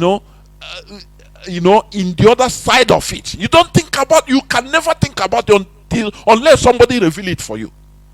But it's a word you are using every day. That is what I call it, Freemason puzzle. In the Bible it is said, it is written, those that lose their life will have it, and those that love their life will lose it. Hey, Chineke. We love our life and we are losing it every day. The Caucasians that they don't care. They don't look at Bruce Merrock that burnt himself for just hearing that, look, there are people, he never come to Biafra, he never come to Africa before, he never go there before, he just ready to see what is happening. People are dying of it. He said, why can't my government take, take care?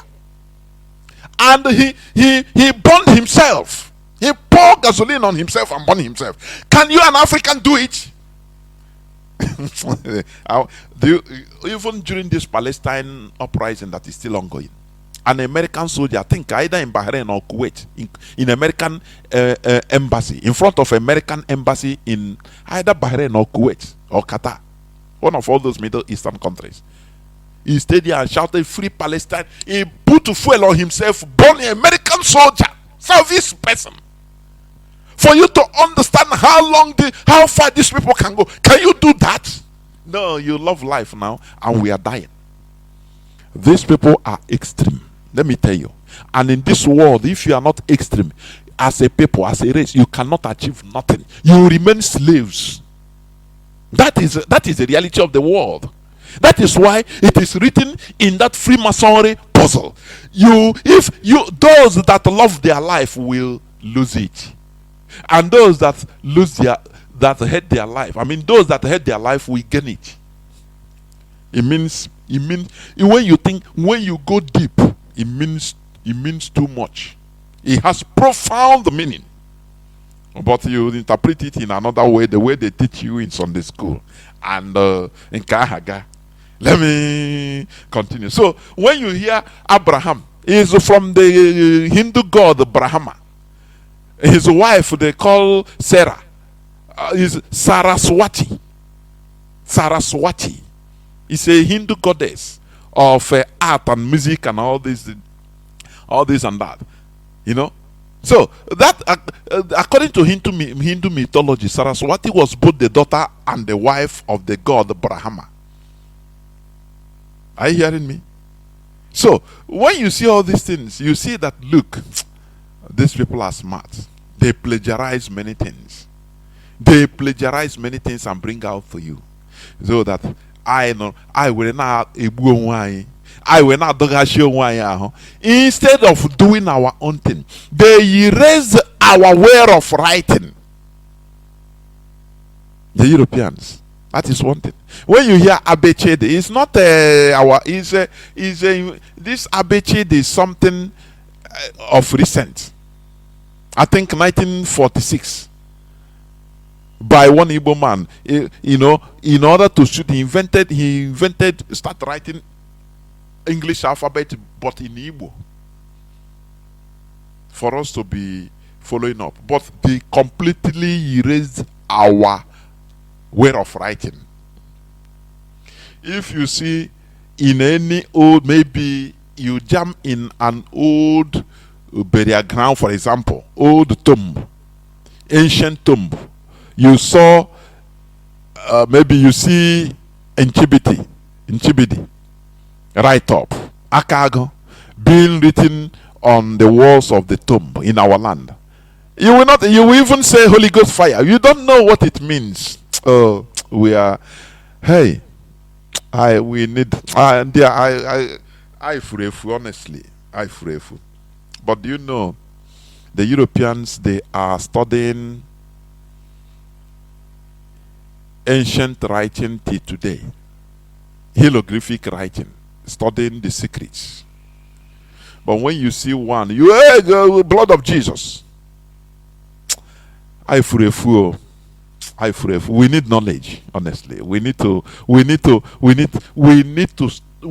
research and acquire knowledge so that we build a thriving nation. I am telling you. I think let me stop here because time has gone. Let me stop here so that I will continue next Saturday. I will stop here. I will go into a few minutes break so that when I come back, I will open the line so that people will start calling in. Please do not go away. I'll be right back. Hello, Chineke, Shalom, sir. Will information on Zobiran, my brother Bagam say one idiot or na-eme business na Royce Road ebe street anyị. So ụmụ nga ya chande Fulani. So onye Fulani bịa one of the Fulani bịa attack me say aga na-egbu Christians ndị na-aga morning mass. At 5 o'clock mass, morning mass, eba anyị bi within around ebe anyị bi. Aga na-egbu ha ma ndị na-amụ ụkwụ ụzọ aga ahịa. Ha mana na IPOB ga-abịa akọ nke ahụ ebe. So ka ha egbutu some for ndị IPOB egbuo ha karịa ha agbafuo gaa north. So ma sị ka m pass information a ụmụnna biko gwakwa ụmụnna ndị nọ na gọọmenti. Ma mụ na my brother n'ebe na my family anyị arịkpasị kewọta anyị nidiri itinye n'ahụ biko anyị mara ihe ha ga-eme this thing before Chinedu biko anyị mara ihe ha ga-eme onye isi biko. Mapuliche Igbo dị sameji m n'aka na ebe ahụ ugbu a na ị na-enweta onwe gotu aka m si anapụta gị kpọmkwem n'oge ihe omume anyị Chibo anụ ọzọ bụ nke na-abịala gị naanị na nso nkwa ọchịwọ na-egbughị oge ọbụla anyị chọrọ ịdọkwa aka na ntị a ndị Fulani ndị a ịma ndị be anyị oge ụfọdụ ana m ekwu mgbe ọbụla ịma ihe na-enye anyị nsogbu bụ ndị Igbo. We are so laissez-faire when it comes to security. We are so laissez-faire. Anya anaghị eji security akpọrọ ihe. Anyị na like ihe ma anyị, then we will now start forming security group, security agent, security vigilante. I keep saying it even on radio and on social media that Nande Fulani, all these people, Ndande na hona abo kada, Nda wusanda ndu gundia na abo kada na lo wera, owo so kada kahana aba, Chije na bale, had the 50, had the 25, had the 30, what we want one estate, what we want community. I keep saying it. Ndị ba ya da agota. Ihuna ndị ana akpị mbọ, ndị ana emeduoduo, ndị ana agba ọkada, ndị ana kede na-eme na-atụtụ abakarati ngwom, wundi ugwu. Those guys are criminals. They are born criminals. They are not here in our Igbo to do business. They are here to rob us. Ndị ugwu ndị ahụ are here to rob us. Yesterday, they were about 30. What we rete? Zue. Where Mabuja Sandem Mado. Now, that woman that woman and Walla now. Dear cannot be critically down na hospital ni rete. Yet we have youths. We have youths here, we may Yahoo. The only thing they know how to do is to go and do Yahoo. You know, our youths are so lazy because of Yahoo. Ndi awabai. Nda usanda nde Fulani nda ndu gudia. They will even enter inside your yard. And my our people who na here, I'm sorry to say it. Iga bonya awusa do gi kobati na yard gi. Gi wonya awusa wonya ugu make it man. Gi wonya ndị na-arụgo ụlọ ndị na-eme agbara gị cement ndị na-abụrụ gị block ọwụcha ndị ugwu ọhanwa. As they are doing those things, they are measuring the length and the width of your security strength. If you don't know it. These people are bala ni memachi. They are bala bime, but you don't know. You are comfortable in that your one room, happy computer, happy Yahoo. One day they will come for you. One day they will come for you. Security doesn't concern you. Abiana state, I don't focus security. Obasanjoge. Abiana community, I don't focus security. Obasanjoge. Abiana bibi, Abiana bin around, I don't focus security. Abiana azoya, I don't focus security. Obasanjoge. Oma kande abalani. You people don't know, especially in that bakarati ngwe nda nebu ha de kabaru. Nda na bimbo. Nda ne medodo. Nda na abokada. Aga kwagagi na kada, kwagagi na daga, kwa fegi na first gate, kwagagi na tagodi, kwagagi kwa bagi na room gi. Ya urundu ugwu ke na agba kada ha. Ndebany. Ndebany. It has been happening and it will keep happening because Anyacho Hema. I'm telling you, Anyacho Hema. Form security groups. Mba. Nde yutu n'obodo pụtanụ ka echekwa obodo mba. Ọkwa ndị Fulani na-achị na ma ndị Fulani herdsmen now ha gaa n'obi ize ha atọrọ mmadụ, ha gaa na naked ha atọrọ mmadụ, ha gaa n'ihi agwa ha atọrọ mmadụ, ha gaa na avụ ha atọrọ mmadụ, ha gaa na oforola atọrọ mmadụ, ha gaa na okolochi atọrọ mmadụ, Amakọhịuga atọrọ mmadụ, Irete Orogbo atọrọ mmadụ. A na-akwụta 2 million, 3 million, 5 million. Yet we have youths in these communities. What are they doing? Ekwole m ihe akwụshie ike. Go into your bushes and protect your bushes. Protect your bushes. Protect your forests. Here we hear ESN. Eji hear ESN here. Ka ESN bani more here. You know, a way propaganda so ESN. A way criminality so ESN. Now our bushes are vacant. Our bushes are empty of security. Our bushes are vulnerable. Our forests are... Welcome back. This is Radio Biafra House of Service coming to you through Radio Biafra London. My name remains Mazi Jonathan Chinedu from Alo province of Biafra London. We are here live and direct. Today is the 14th day of September 2024. Therefore, we must continue. Our lines are open, but before I continue, let me say this, like what I play now, I play before. You cannot organize a people without a strong ideology. It's impossible. That is why Chinedu think about Biafra. Otherwise, nothing, with people without a strong ideology that binds them together, it will become inorganizable. That's why this Biafra is highly important, because there is no other platform, no other ideology that binds us together. Is it religion? No. Biafra means going back to our roots. That is what it means. Nothing more. Are you hearing me? And another thing I want to say also before I start taking calls, please. Say no to criminality. You know, our people, they are profiting on the job. Any person that comes to you, say DOS, send them, or send him, or he is under DOS for you to give money, this and that. Please run. Make proper contact, please, because people can use DOS name. Mostly Mazi Nnamdi Kanu sibling. What I'm telling you is what is there, what is happening. Do you know that these people, do you know why my annoyance against them? They want to scatter, destroy the sanctity of what took Mazi Nnamdi Kanu and the IPOB years to construct. What everybody has been contributing immensely in any effort. These people, out of their greed, they will go and say, now we be the leadership now. Now we be the. They will meet many. Let me tell you something.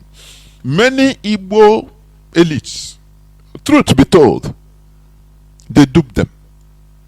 When you see that some of them does not even like to hear IPOB or anything, it's because of Mazi Nnamdi Kanu sibling. They use our name. They use that they are the leadership of IPOB now.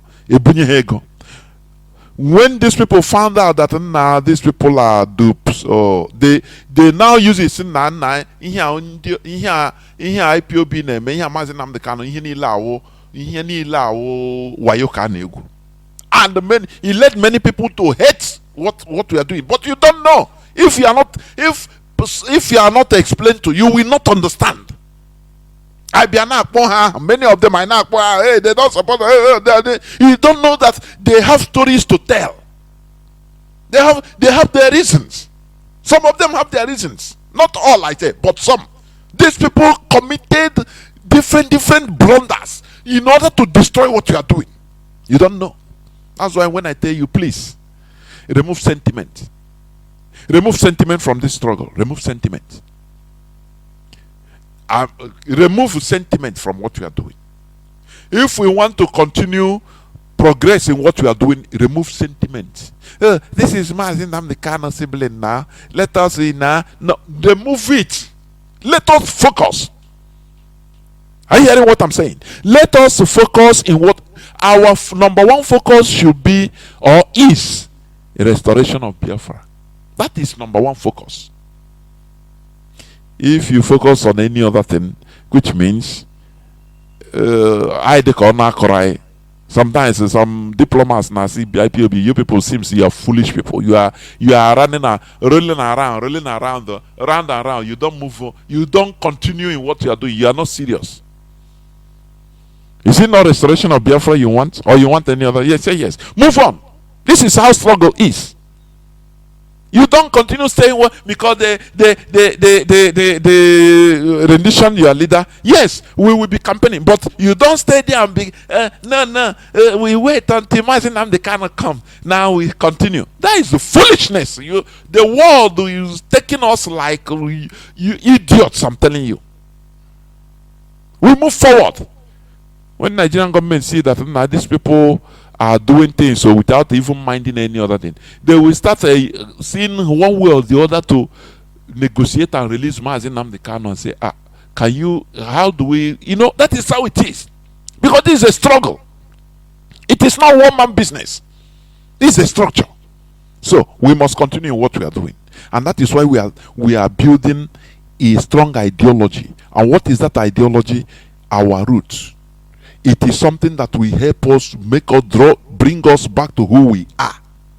That is the reality. That now we start seeing ourselves as one people. The same way that Bala Muhammad said that they see themselves as Fulani. They don't care about whether in Nigeria you are Cameroonian. As long as you're Fulani, you are covered. You are one people. Once we start having this, we are Biafran. You don't care, nothing, no other criteria. You're a Biafran. It's finished. When we say something, we sit down on it. I hear you say on it and continue. No betrayal. That is it. So, our lines are now open. Our direct line is +1 213 328 6224. I repeat, +1 213 328 6224. Our WhatsApp and Signal line is +61 405 142 547.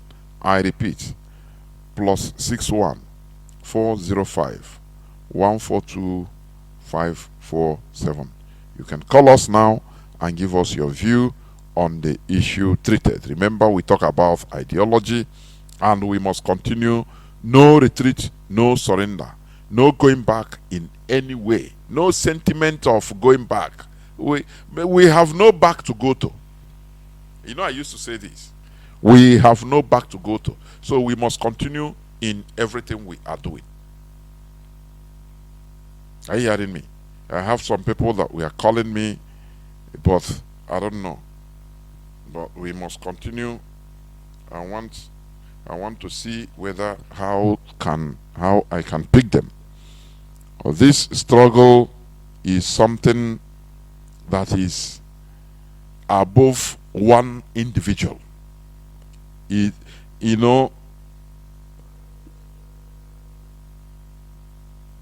Collective interest is above one individual's interest. That is it. And that is what we are doing. Collectivity. That is it. So please, we must continue what we are doing. There is no sentiment, no think about going back. Let me see, I have a caller. I have a caller that is here. Caller, can you hear me? Mazi Chukwu, I think. Can you hear me, Mazi?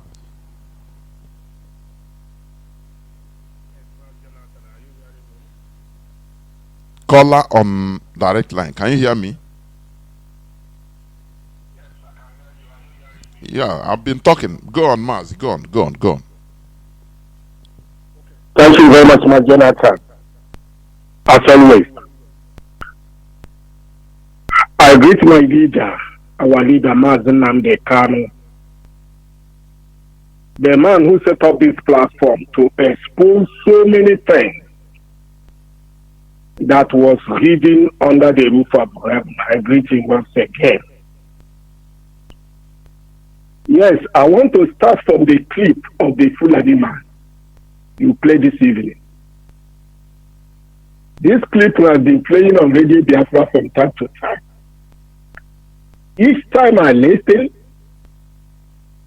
I try to understand one or two things. This man said, a Fulani man saw himself as a Bayelsa. Do you know the meaning? He saw himself as a Niger Delta. Do you know the meaning?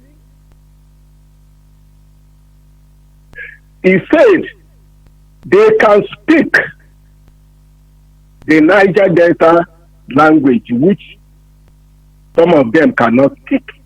That means they have planted some people over that place. When the time reaches, they'll come up. You know, one thing is this. When I start to think about our people, mainly Igbo people, I become annoyed. Because so many things that have been reviewed on this platform, which people suppose by now understand the handwriting on the wall. But some stupid idiots are still wallowing in stupidity and their foolishness. Do you know this man called P2B? I heard, I think, few days that P2B is even trying to see if he can be vice president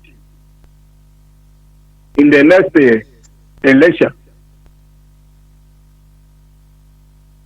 Somebody who said that he's a human being. So many times I stay to worry, I became much worried. Do you know it's because of P2B that we are having insult from the Yoruba people, from other people in Nigeria, because of the foolishness of P2B. P2B all try all the way to north to pray where they bury Ahmad Bello. That was the starting point for him to be the president of Nigeria.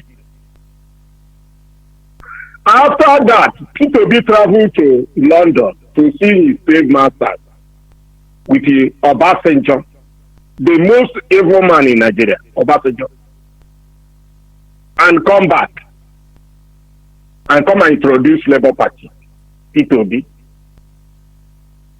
After people voted for this animal in human form calling himself P2B, on the Koro eye like this, they rubbish him and hand it over to a criminal called Chinedu in Nigeria. Since that time till now, P2B cannot come out and speak with loud voice as a human being. Anything happens in the east, P2B will not talk. Anything happen in the north, you will see P2B fly to north to go and sympathize to the north. All these things, when you bring it together, you start to ask, this P2B, who is this animal in human form? Calling himself P2B, who is this idiot? The other side, Obasanjo called P2B and Emmanuel Iwanyan in another state, where P2B say Biafra have died 53 years ago, together with Emmanuel Iwanyan. And today, where is Emmanuel Iwanyan? Is nowhere to find anymore. And this idiot P2B cannot even learn from that very time. Have you seen how idiots, some idiots that we have in Igbo land today? Sometimes ago, Obasanjo collected some idiots together, mocking Igbos, that is using Igbo to destroy Igbo as a race, that is using Igbo to kill Igbo. And those idiots are clapping hands for Obasanjo instead of asking him questions from where to where. Do you see what is going on? You talk about Jonathan during his time as a president. What the Yoruba media and the Yoruba pastors and the Baka put together attacking Jonathan as a Christian president in Nigeria. Today, where is all those people? The fuel during the time of Jonathan is below 200 naira. Today, the fuel is going to 1,500 naira. Where is Adibonye? Where is the Kumuli? Where is Mbaka, a criminal with the Bible? Deceiving people. This radio is meant to expose as many things as possible. That is why Nnamdi Kanu opened this radio. You cannot defend anybody. Nnamdi Kanu exposed so many things. If people cannot learn up to today as a black race, their name is sorry. Because this platform has met for exposure. Look at what is happening. They send Nnamdi Kanu, Emmanuel Kanu, to go out to deceive the idiots who are living abroad without offense. You can see some foolish idiots because they are fools. If they are human beings, they will beat that idiot to super. Go to hell. Enough of all this nonsense. Mbaka is an agent of Satan in the land, claiming that he's a man of God. Mbaka introduced Hope Uzodinma in Imo State as a savior of Imo. Mbaka introduced him. Where is Mbaka today? Where is Hope Uzodinma today? When people are listening to Radio Biafra, those who are human beings, they will repent. Those who are idiots, because they are more in number, they will not accept. They will continue stupidly roaming up and down. Thank you. Nevertheless, we are waiting. Thank you. And God bless all the genuine IPOB. Thank you. Caller on WhatsApp. Can you hear me? Please go on. Can you hear me? Yes, I can hear you. Mazi. Mazi Chinedu. Welcome to the program. Thank you. Yeah, I'm Obuneri. I'm calling from the US. This your program is very, very important because the mind it too. Now I'm on naivete and just being stupid. We lack consciousness of ourselves. You know, I am a whole group consciousness, but it can be built. It's something that can be built.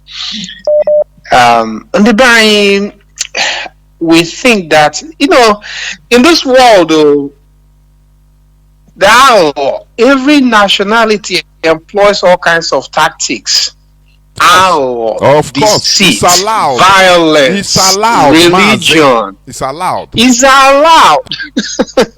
Allowed. you know, is Mibuhanya Eriegi, and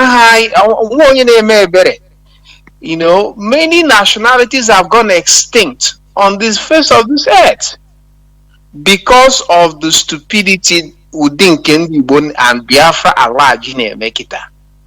You know, there's no, and again, there's no, for the one Nigerianist, Nandi Igbo intellectuals, these are my greatest problems in my own Ihano. There is no true power with that does not drive from your group. You are not powerful unless your group gives you that power. I was watching only one guy, Honora Abua. He runs the YouTube channel on about AEA Films. I think his mom were Rwanda, but Onitsha. His dad is from Onitsha. He runs this. He was doing a program, a history of Nigeria from 1800. Of course, that Zeke had every opportunity to turn Nigeria around to what he was pretending to be showing. He was projecting an idea of one Nigeria without consolidating his own back end of Eastern Nigeria. He just know Okamanezi. He should have separate, allowed the North instead of agreeing to, wait for independence. He should have allowed the North to, remain with Britain while the rest of Nigeria is separated. And when his colleague, Baba Macaulay, passed and he became chairman of NCNC, that he did not project, all that rhetoric, Ejimaria speaking normal, when he did not project a fiber as a true leader. And when that coal riot in Enugu that the West killed our people, and they came to him, rallied and came to him, he did not speak up, on their behalf. And there are so many incidents, even when he was offered to align with Awolowo, he did not align with Awolowo because the Britain threatened him with prison because of ACB. Yes. He was afraid. Unlike Awolowo that actually went to prison. So, if you're going to be a leader of your people, his colleague Kwame Nkrumah he allowed himself to be in prison for his people. So when you're coming out projecting yourself as a leader in Igbo or in Biafra at large, and you're not willing to take the ultimate sacrifice, then you are a traitor. Mazi, that is why, Mazi, let me not, just 1 second. That's why, like I quote in what is written in the Bible, which I call Freemasonry puzzle, that if you love your life, you will lose it. But when you hate your life, you gain it. That is it. Zeke never died, but he have died. But he love life, and the same thing is reflecting on us today. We love life. We are people. Look at what Nonsonkwa said. The warning he's giving. These people are occupying our bushes. But our boys are interested in boutique and on Nimulu na pay computer. Is it not somebody that is alive that can boot any? Is it not? How many of our people are being slaughtered every day? Do we learn? Mazi, please continue. So and today, like the guy said, Ziki from his homeland, but he just being objective. That he should have seen early enough that Nigeria is not meant to be. That the North already told you that their party will NPC, Northern People's Congress. It did not say Nigeria People's Congress. Onye Yoruba, Haba Macaulay died. They were all Yoruba and the East were all in NCNC. I want to pull away. I found an action group. those were clear signs to you that this is not meant to be. Emekwanu offer to be prime minister. You went and took presidency instead. President didn't want any power, and you want to project yourself. Can you respect Yagi as a big leader? So our people can matter. Only in this world, Mandi or Chow, Mandi, everybody is coming to you with arrow and is kill and bury. Dog eats dog. There is no sentiment. Jesus, come and help us. You're gonna die out. You're gonna be wiped off. Period. You can see. Okay, can you give me any example of any country in Wegoro treaty within the Ocha that they honor that treaty? There is none. None. Or Iraq, the Shia, how they pushed to fight against Saddam. Saddam came, they abandoned the Shia. Or in Syria, they say, okay, they abandoned them. Or which tell me, or the Native Americans. Even in the Americas, look at countries like Peru. Like if you are not, you don't allow your country to be put under inside their bottle, they will, like Cuba, they will come against you. All they want is exploitation through anger, through trico, through brutality. That's why I say these people are the highest, the most brutal people on earth. When you study the way they act in defending their interests, Mazi, no sentiment. They don't care. They don't care whether millions perish. That is not their problem. They don't care. Do they care about you? Whether monochane may Catholic, mono Christian, don't worry. Have the Hairisha Gunarachi. And I make a capocotegi show. Anyway, thank you so much. You know, here we must understand the politics of this world, how it works, because we are completely naive. I could remember in this platform, people will call and say, "Hey, we are Christians, so into America, come and help us." So when I remember all those things now, I laugh. I say, "Oh, poor us, very poor in understanding how the dynamics of this world." Harold Wilson, that was the British Prime Minister during the Biafran War, he said millions of Biafran dead bodies cannot change British policy on us, on Biafran policy about us, that they must exploit us. So they don't care. They want us to be exterminated. But it's very sympathetic that today our people are inside let me call Anglican Church, contributing money, sending to Mary Sumner or Anglican, sending money to United Kingdom. Ineku ka politician on the Biana defend. Hey, you want to cause confusion, division in IPOB. Sometimes or this year or they can bani radio ka unyo wona ka ga pushinwe ka ibu survive, let him survive ka I but the mantle is there, is on us. We must continue. Caller on signal, can you hear me? Welcome to the program. Yes, Mazi Jonathan. Good afternoon from here. There, Mazi. My name is Joko Keke. I'm from Agupuri, calling from Atlanta, Georgia. Mazi, welcome to the program. Sometimes, Mazi Jonathan, I always listen to you, but sometimes I feel like leading from behind.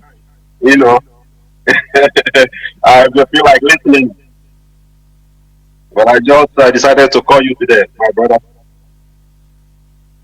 Thank you for your hard work and contribution towards our people. Yeah. So the reason I just that prompted me to call is because of Paul Kagame. You always talk about Paul Kagame and Rwanda.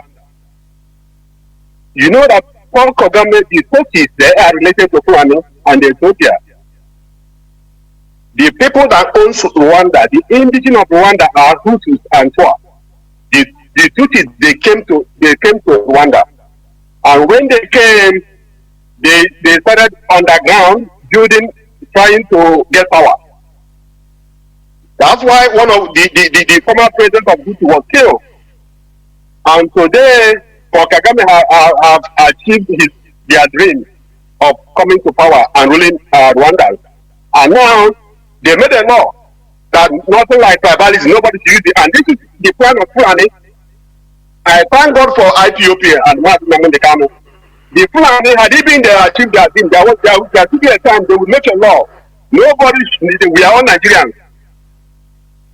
Nobody should voice Fulani outside this and that.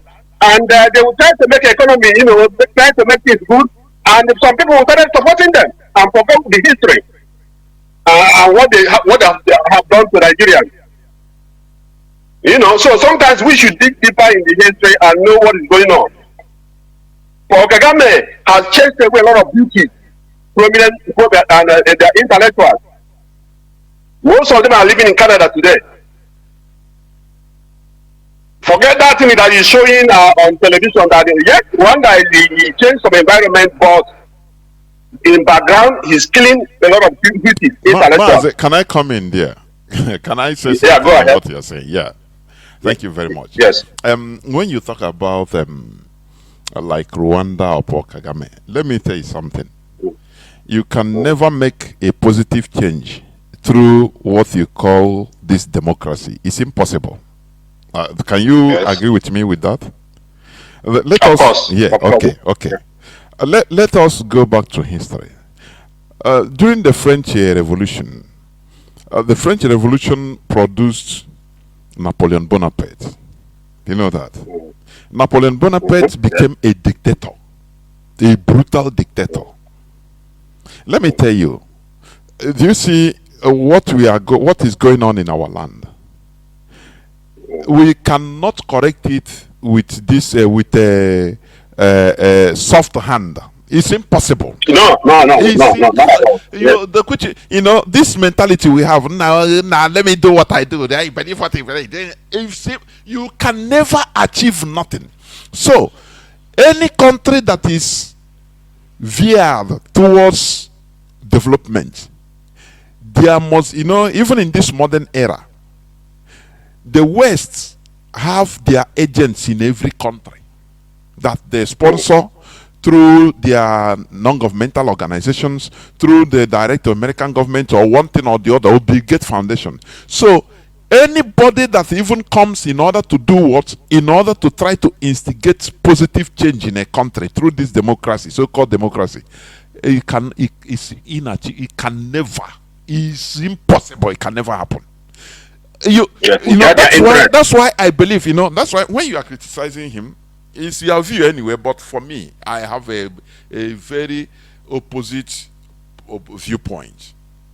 The people, many of these people that run away, many of them are being used, because that is why they are imposing their democracy on us. Why? Okay, let me come in here before I forget. Okay. Are you saying that if by tomorrow any Fulani man comes up and says, look, enough is enough, I will take over Nigeria and put it in place, put it in order, and we should should we support such person? Depends on what you call a full. Let me why we are jittery about the Fulani caliphate. In Nigeria they had a caliphate. Nigeria is the only place the Fulani had they built the largest caliphate, and very easily. In other African countries, Mazi, as we are interacting, let us also learn from each other. In other countries in Africa, the Fulani were unsuccessful in building a very large empire, but in Nigeria they saw that people there, let me use the word stupid, are foolish. A whole house arrest. One person, one individual, Ottoman Danfodio, remember, he's an individual. If only one Fulani, as a preacher, he used religion, which the Hausas we are also, many of them, we are Muslims. He turned brothers against brothers. So now they saw that he now invited his brother, said, no, these people, they are not here. This is a place that we have to capture. Yes. Forget about other places. So that is why, because we saw their antecedents, and they thought that as they defeated the Hausas under a twinkle of an eye, only 4 years, Hausas fought against Hausas for them, and they are in charge. So they thought that every other indigenous people in that enclave called Nigeria is like the Hausas. Do you see? So we are not talking. Had it been, you know, why we are agitating for Biafra is because of Nigeria is not working. Had it been that Nigeria is working, Nigeria has been maybe a regional, highly loose federated entity, as it was right from the beginning. Mazi, if we have our seaports, have our self-development, paying taxes in the center, we cannot be agitating. What are we agitating for? Of course. So we will not care whether Fulani or no. We don't have natural hatred on Fulani. No, we are not fighting against Fulani, but against their, we saw their antecedents, how they come and what they are still doing. So you cannot say, okay, Paul Kagame have relation with Fulani. No, whatever he do is bad. No, let us not view things like this. No, I'm not saying that. No, I'm not saying that. Whatever. No, I'm not saying that. But what I'm saying is, we shouldn't forget how Paul Kagame came to power. It doesn't matter, Mazi. Look, what about Gaddafi? What about Gaddafi? Do you remember how he came to power? It's through military coup. Do you remember that?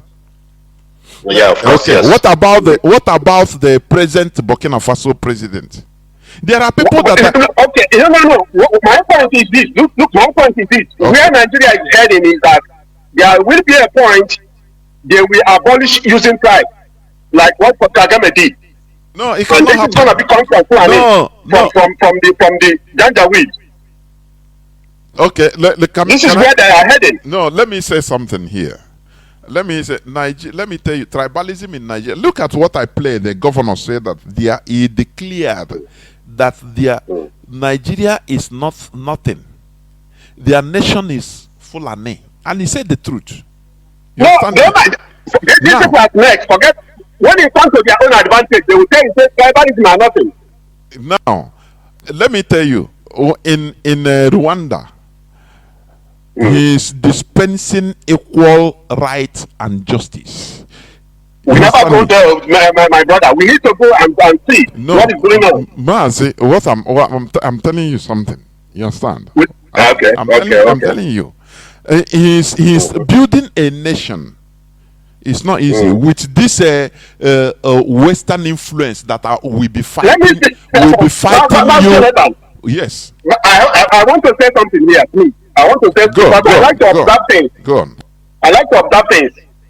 All Kagame government is mainly Tutsis. If you see them, those people that are called like Fulani people. Mazi, I never see all those things that look like Mazi, please let us not demonize somebody because of their look. We are not talking about. We are not analyzing. Okay, but what I'm saying is, let us solve. I'm not demonizing. No. I'm not demonizing what he's doing currently. But at the same time, I could say because Fulani might come up tomorrow and say that, look, we have seen that tribe is causing a lot of problems. We will make a law that nobody will use will direct or we call anybody by tribe. We are all Nigerians. Okay, Mazi, how is it the first time? That will be artificial law. You walk the walk. Yeah. In our land, in our land, we have no international airport that goes direct. Forget about Enugu airport. This and you still transit. You still transit in Abuja or Lagos. So we don't have seaports with sea bodies. We don't. You know, that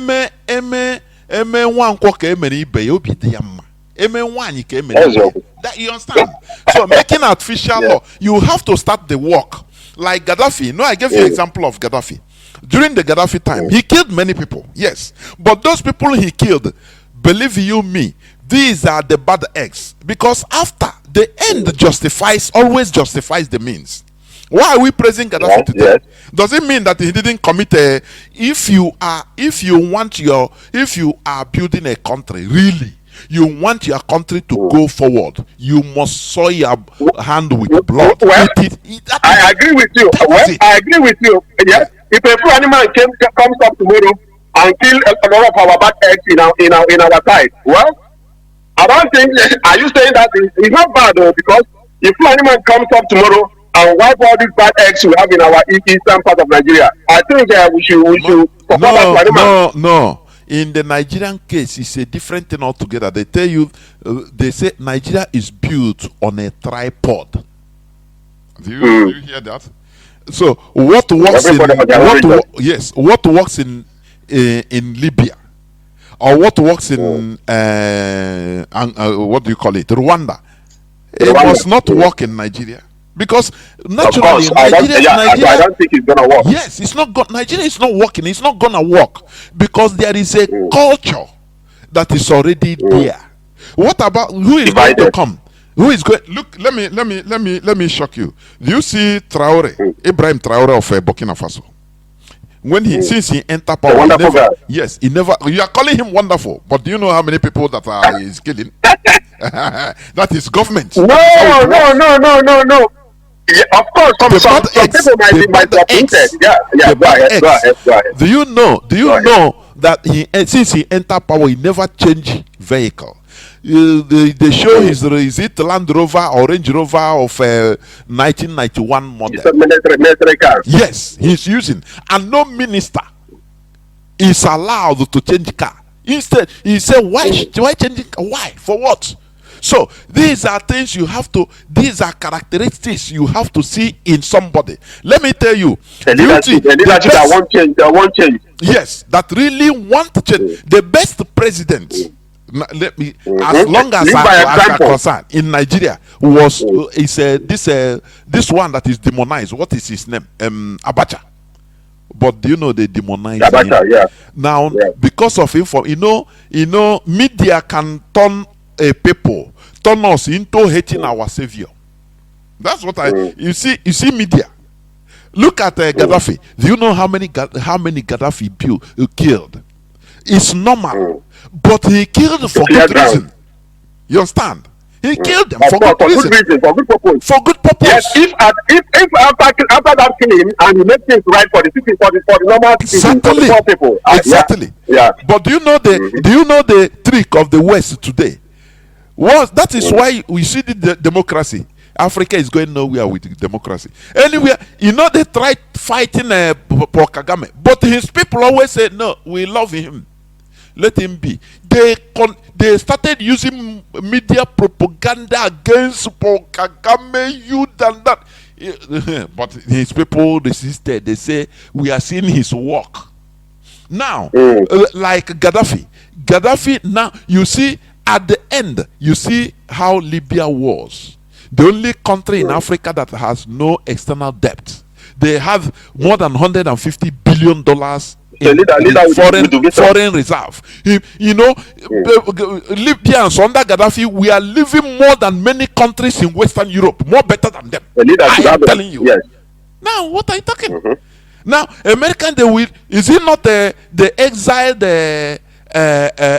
politicians, Libyan politicians in America and in other parts of Europe that they used to bring him down? The same thing, the same way they did to Saddam Hussein.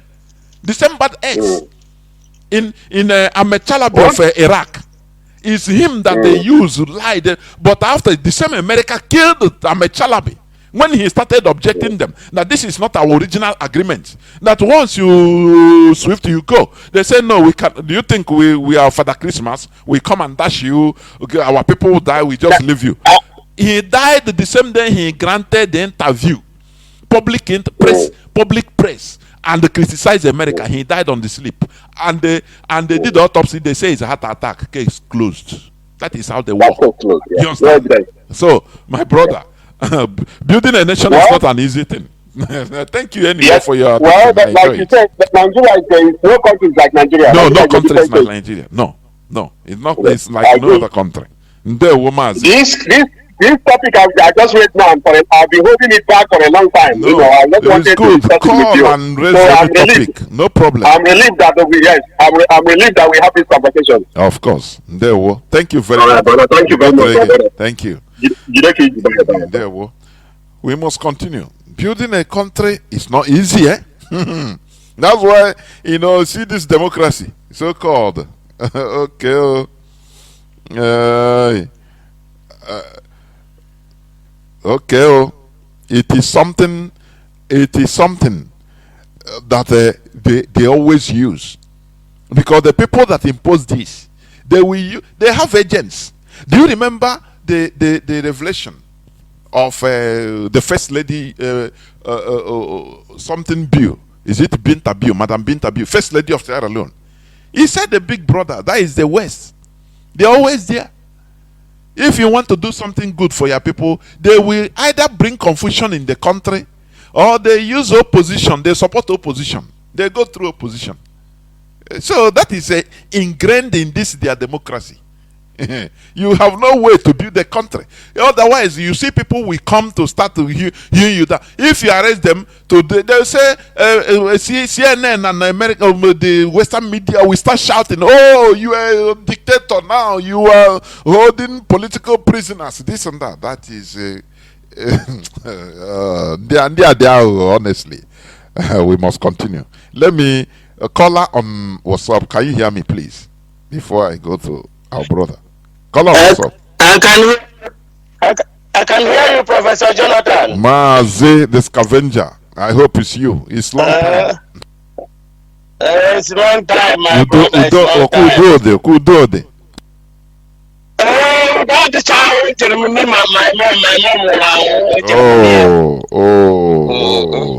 My condolence, please. My sincere condolence. Okay. Okay, thank you, my brother. Thank you. Yeah, Professor Jonathan is speaking to your brother who's the scavenger. I'm calling from Afridi Sud. Afridi Sud is South Africa. I greet my leader, Mazi, a prisoner of conscience, who set up this Radio Biafra, a citadel of knowledge and spirituality. And that is what you, Professor Jonathan, is doing, what your mentor, your leader, Mazi, can tell you to do. Keep up the good work, maintain your blessing, Professor Jonathan.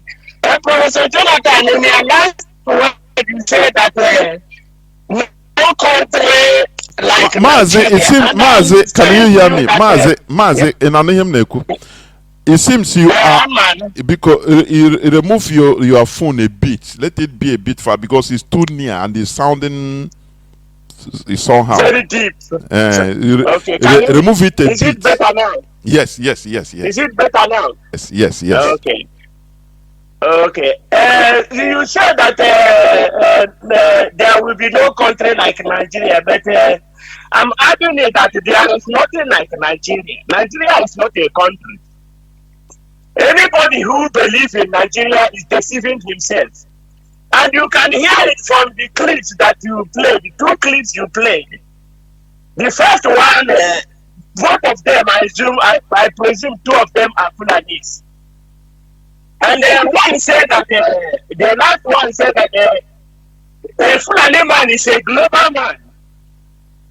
And in dictionary, if you go to dictionary or Google now and ask what is a global man, a man who is widely experienced in ways of the world and people, urban, sophisticated,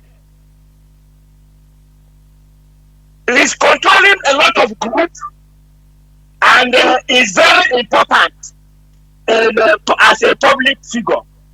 And you can see already that Fulani is trying to tell you that they are the best in Nigeria. They are on top. They have already extolled themselves by telling you that they are global. That means they are above. And sometimes, you know why some Nigerians don't ask questions? It's because there is nothing like Nigeria. Nobody asks critical questions.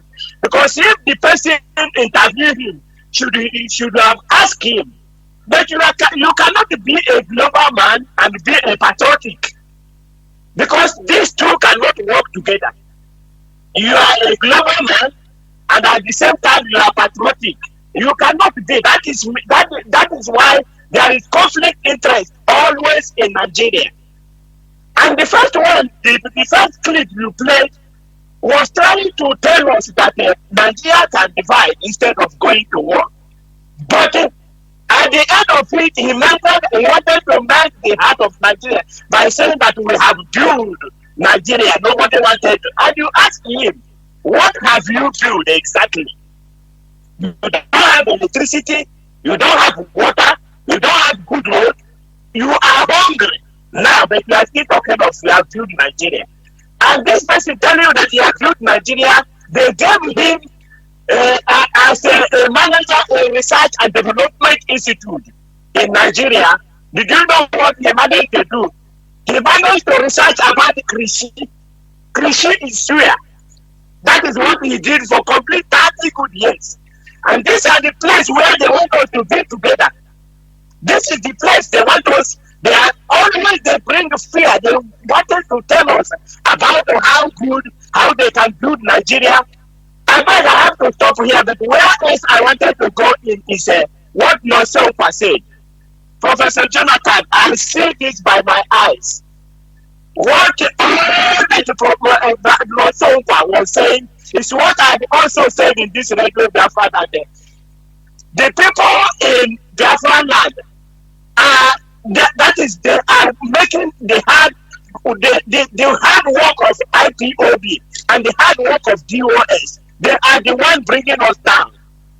Because if not, how can a man in Sweden, a man in Helsinki, or somebody in Finland, or somebody from maybe in America build a house, and after building a house, that he reached the house with about 10 million naira, do you know who is guiding the place? It's a Fulani man.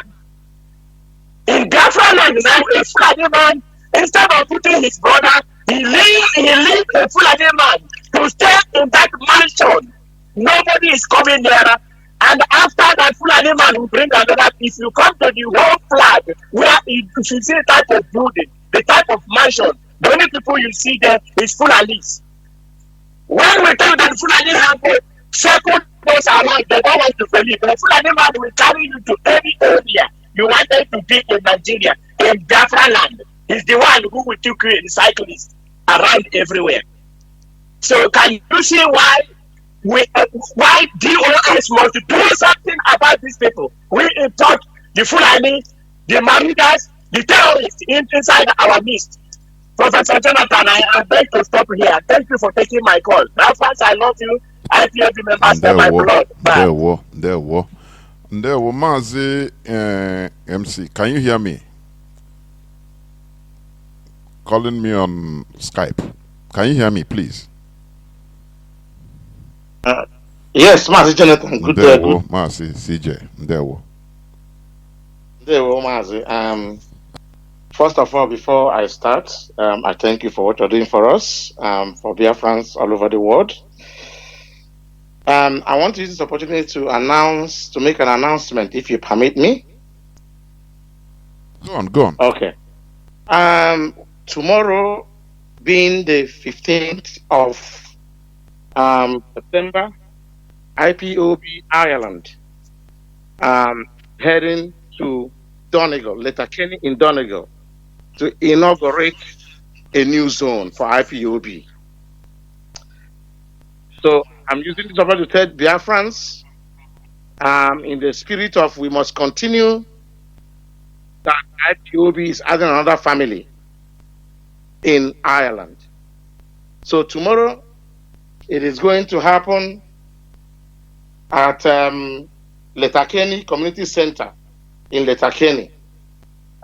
If you are living around, Letterkenny and Donegal is within the border of Northern Ireland and Republic of Ireland. So this particular zone is gonna look after everyone looking to join IPOB or to join what we are doing in this restoration effort. Everyone living around that border area, Omagh,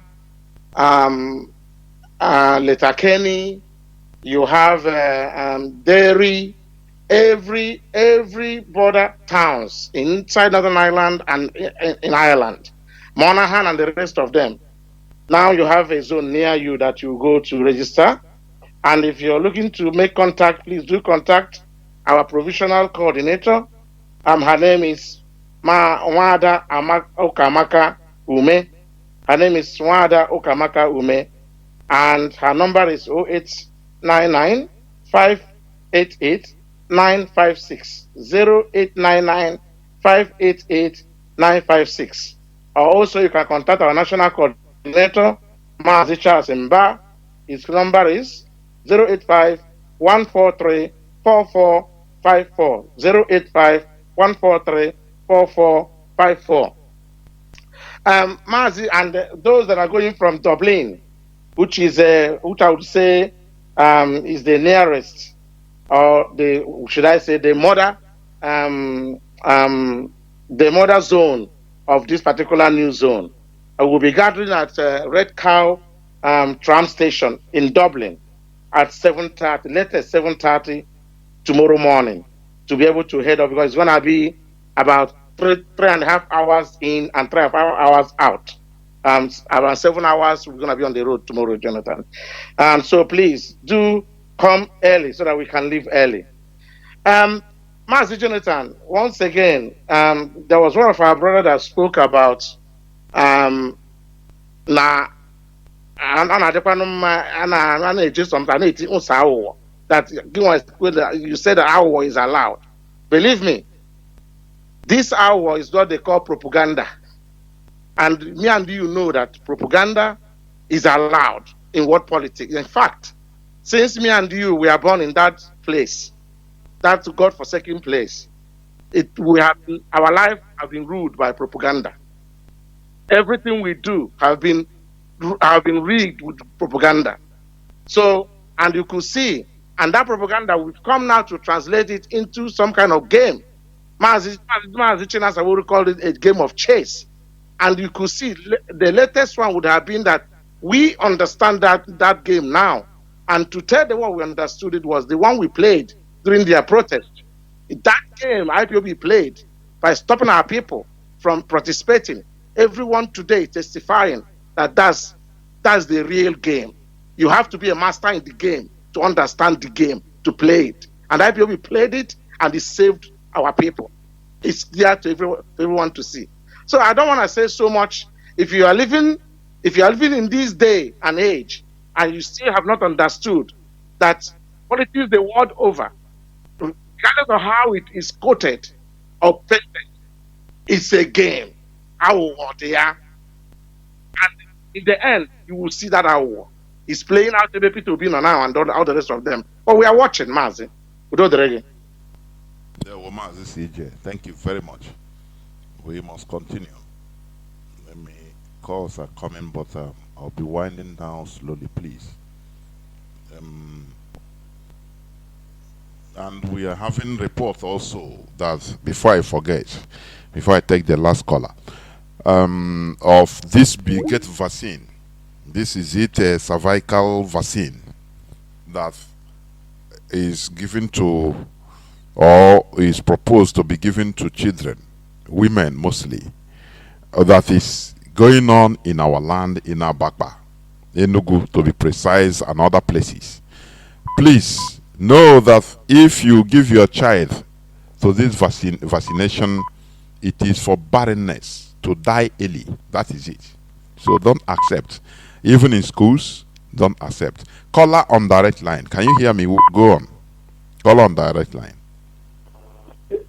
Yes, Jonathan, I can hear you. All my work to show and she can go there. Yes, friends, all over the world, I am working to show. I come from Abba to this Biafra land. I love Jonathan. I come from Umawa staying in all the province. If you know, say you be Biafra, I love then Jonathan, tell them shaky. Makema Hello. We are not doing PhD here. This is our land, this is our ship. And we know say we be Biafran on this earth. different from every other intelligent and well organized. And then I began working, sent by teenage to serve every Biafran, including you, Jonathan. I'm telling you.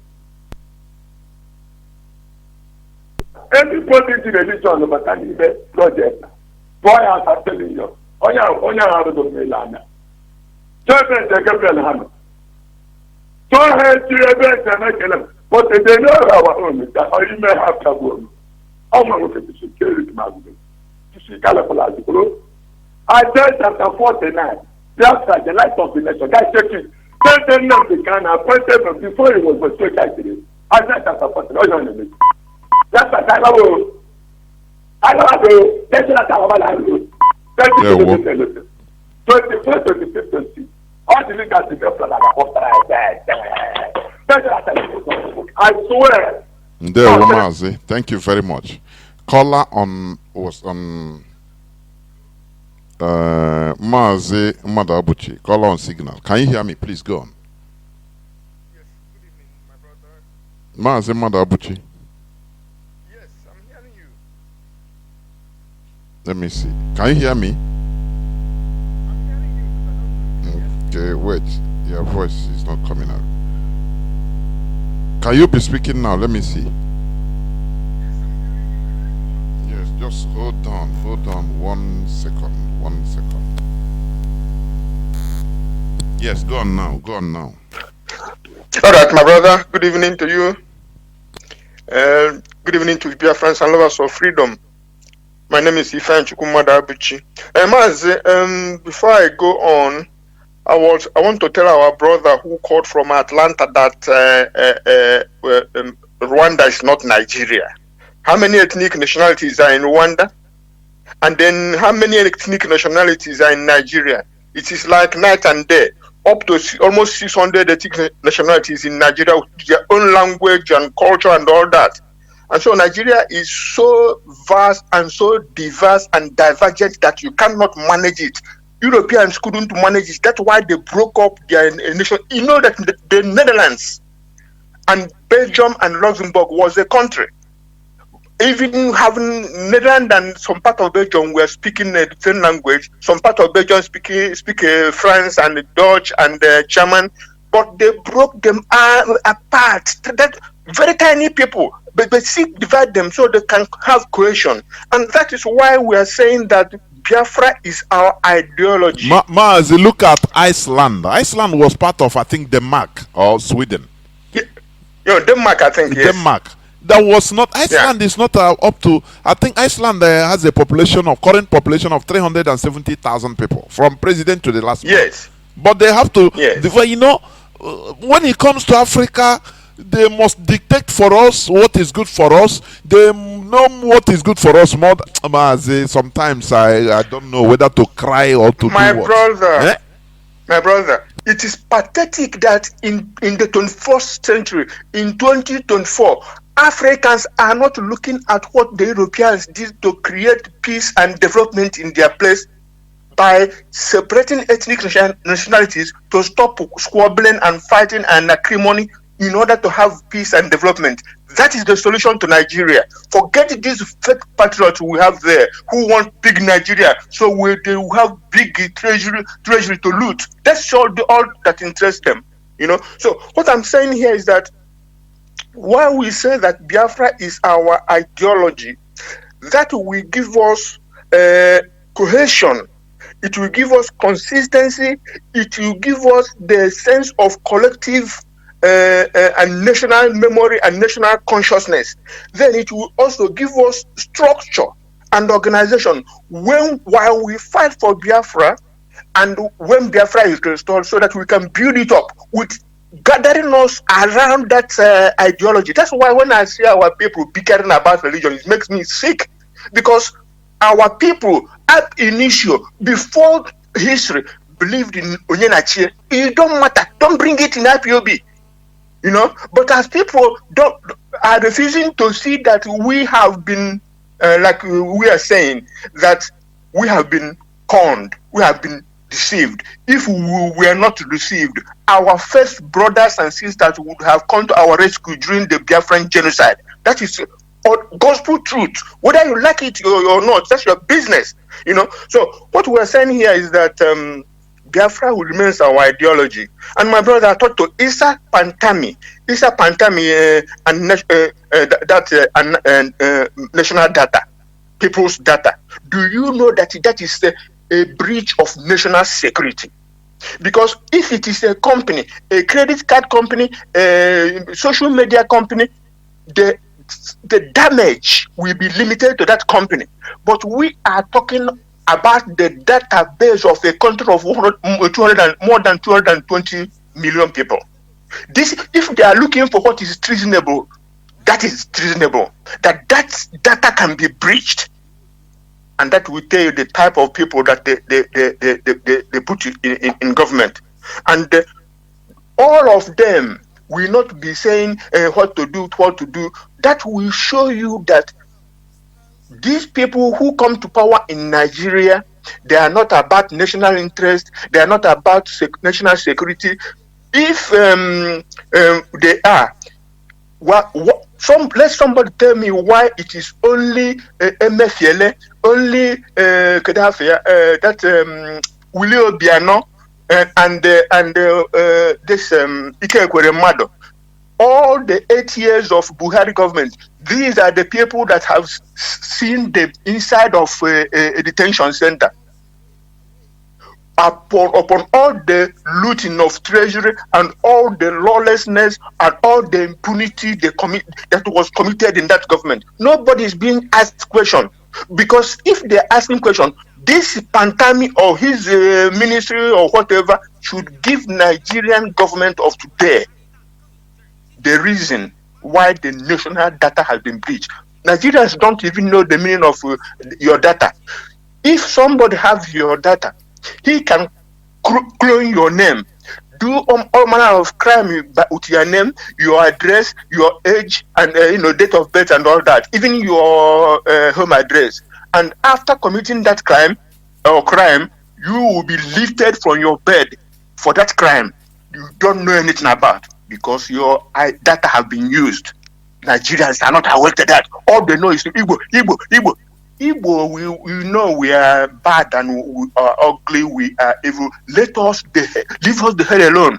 Nigerians are literally dying to keep Igbo in Nigeria, but they don't like Igbo. I don't understand this madness. And we come to Governor Bala Mohammed and his Fulani, that people can come from Senegal, Gambia, Mali, Burkina, Niger, Chad, and Cameroon. They can come into Nigeria and they get the name, they get the ID, they get passport. And then you are talking about your country, my country. And those people who are coming, even if they are coming to just live and seek for good life and all that, it is not acceptable or even practicable that a border will be left open for anybody who likes to come in. The country I live in, if they say for one day that anybody who wants to come and live in the Netherlands, let him come in. Do you know that the Netherlands, every square inch, I will say, foot will be populated. So you don't throw your border open and tell me that Fulani are world people. Who does that? And that shows you again that both the past and present governments are not patriots. They're not patriots. They'll be jumping up and down tomorrow. This is Pantami now. Tomorrow he starts doing a statesman, elderly statesman, a former minister. But you compromise your country's data. And Beach, that DSS head who was in charge during Pantami, he did nothing about it. The only thing they know is how to suppress and to subjugate people and make damn money that they will not even use. How many years will they live on this earth? I heard that Beach's son stole his $2 million cash. How did somebody like that have $2 million that his son will just take cash. That will tell you that these people are looters that are gallivanting around as statesmen and as patriots. Nigeria has no patriots. If Nigeria had patriots from 1970 to today, Nigeria would have been like a UAE because we have more money before them. You know what I mean? So what was that Bala Mohammed, like our elderly man,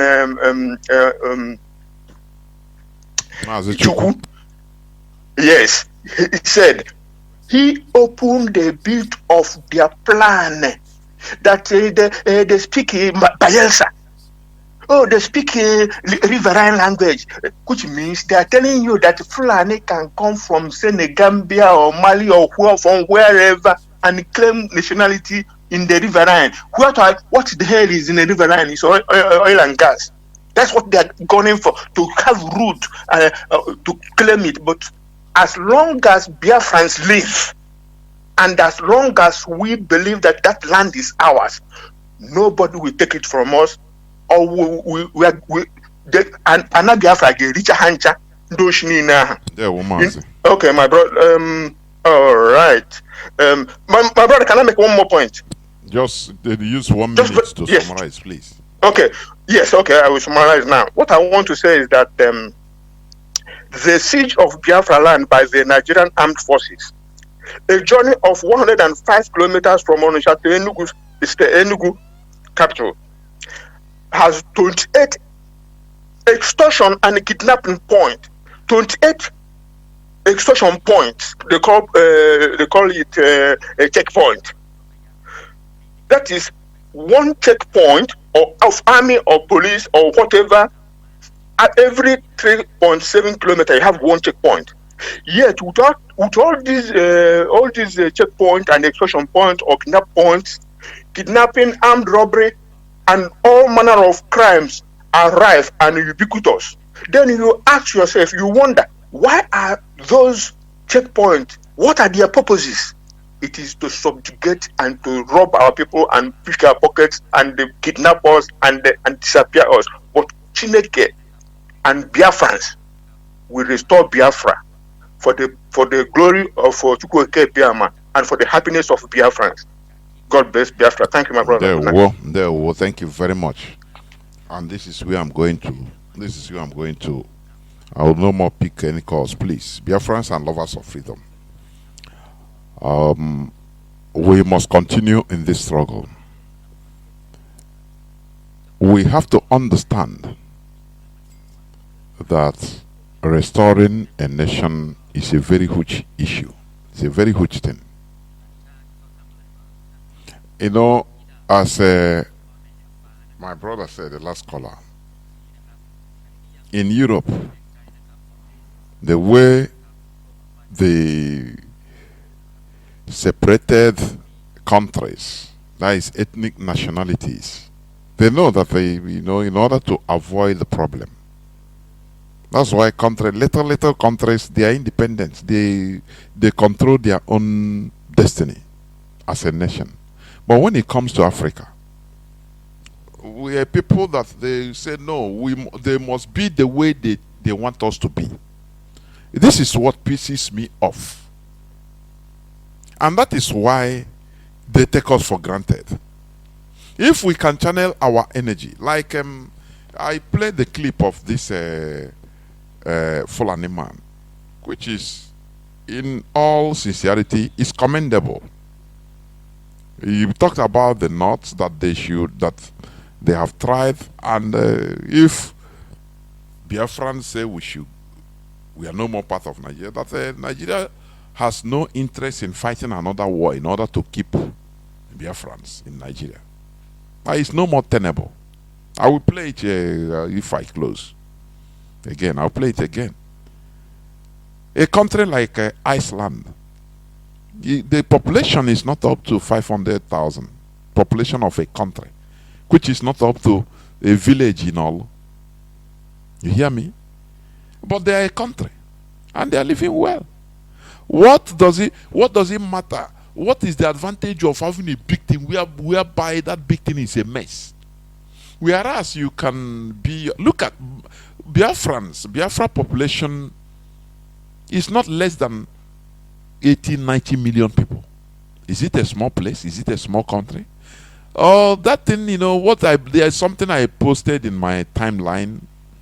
What is the name of this man? Being interviewed. Saying that Africans are less intelligent than the Caucasians.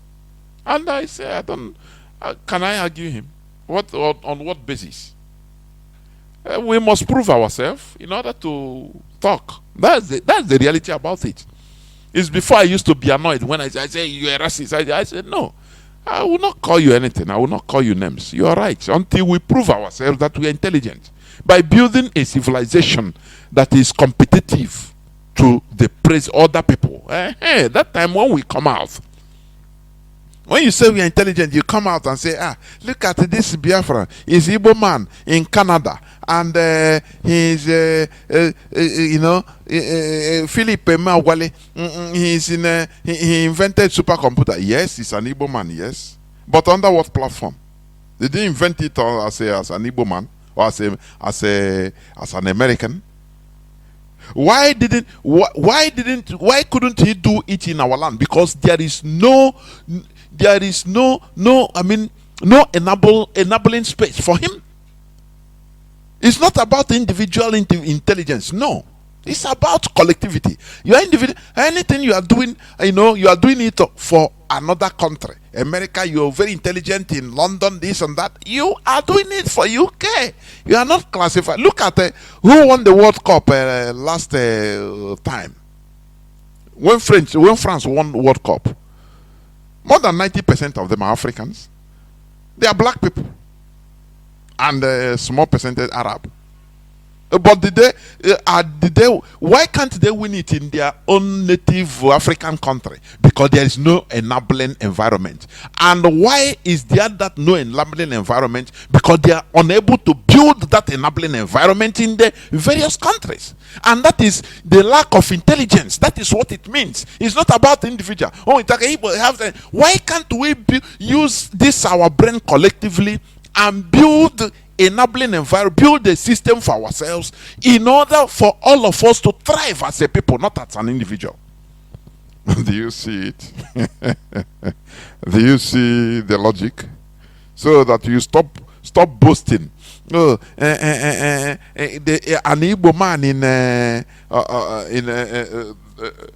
Igbo man in Dublin, he is the best student so you are praising Igbo man. No, you praise Dublin, praise Ireland for that. Praise them. Because maybe had it been the same person, had it been in Onisha, he will be, maybe if he's a guy, he will be selling pure water. So what is the intelligence? What is intelligence? Why? So we need to prove it by building a civilization. A civilization is not built by one person, it's a collectivity. Building a competitive development. That is it. So when you hear somebody insulting black race, simply agree. Say, sorry, thank you. You are right. You are right, because we have not proven anything. You be staying in Germany and being a neuroscientist, a neurosurgeon, that you can. Yes, I applaud you. You will be applauded as an individual, but who gave you that enabling environment is Germany. And building that system is not easy. You cannot get it in your own land. That is a shame. That is that lack of intelligence. You see it? But when we can build our own system, our own nation, now send the mission to the moon, send the satellites in our own land, with our own brains, you can come out and boast. Let us stop boasting when you are in a place where there is electricity 24/7. Now you do something great, you start to hey, it's my intelligence. No. If you cannot prove, you cannot do the same thing in Nigeria, because there is no electricity. And before your intelligence will shine, you have to first of all build the enabling environment. And you cannot build it in Nigeria. Do you see the thing? That's why we want Biafra, so that we first of all, ana azotala before azoute. We first of all build a system that enable one, security. we have security. You don't have to be driving and looking out of or your side mirrors, whether these are kidnappers or you see a policeman that should be your friend, that you should have confidence in. You have become afraid of him. Maybe he can kill you. Maybe, that is in Nigeria. So you cannot be undergoing all these stresses and be able to come up with something creative. It's impossible.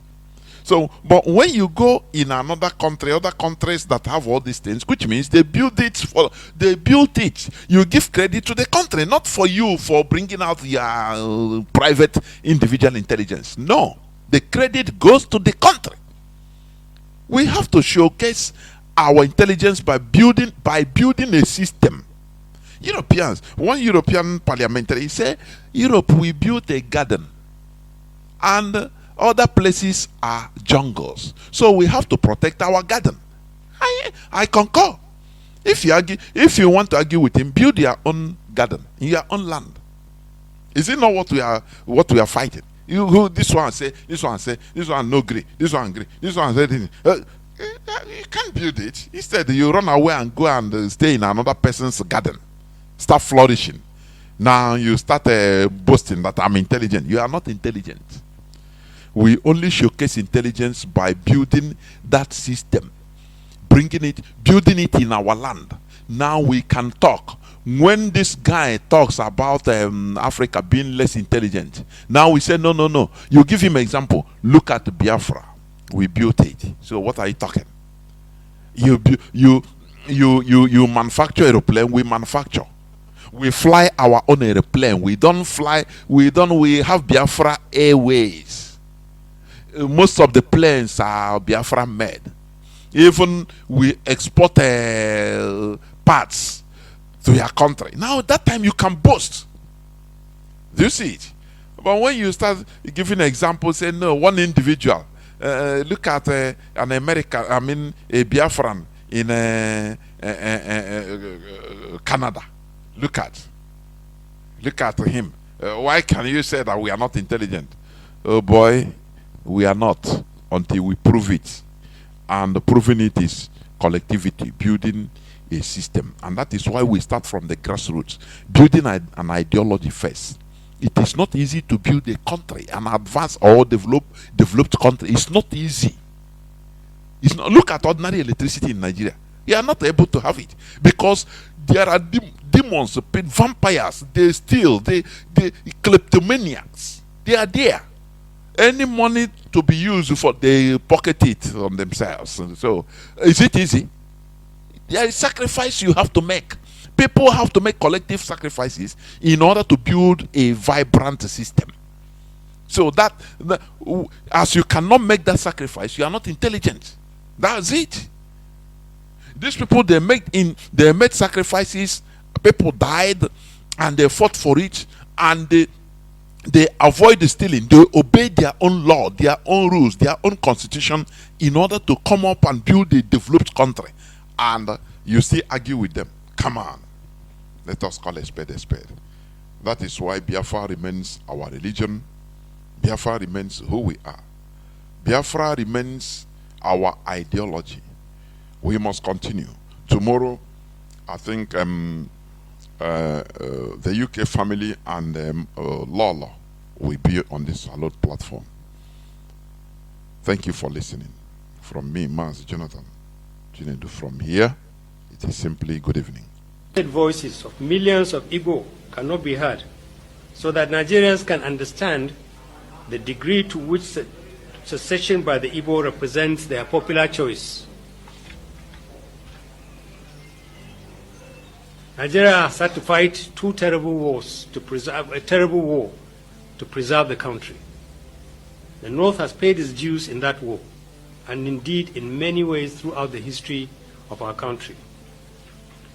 Under our current circumstances, no Nigerian should welcome another war to keep this country together.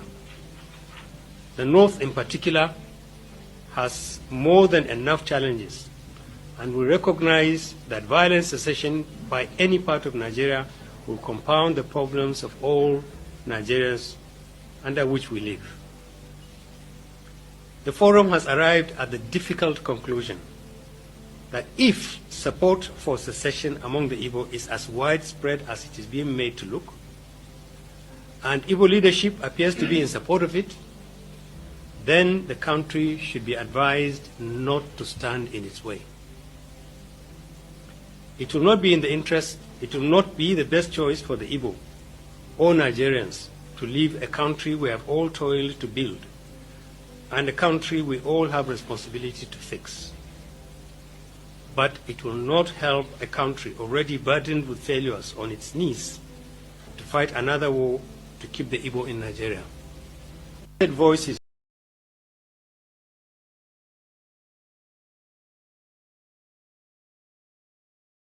of me will not help a country already burdened with failures on its knees to fight another war to keep the Igbo in Nigeria.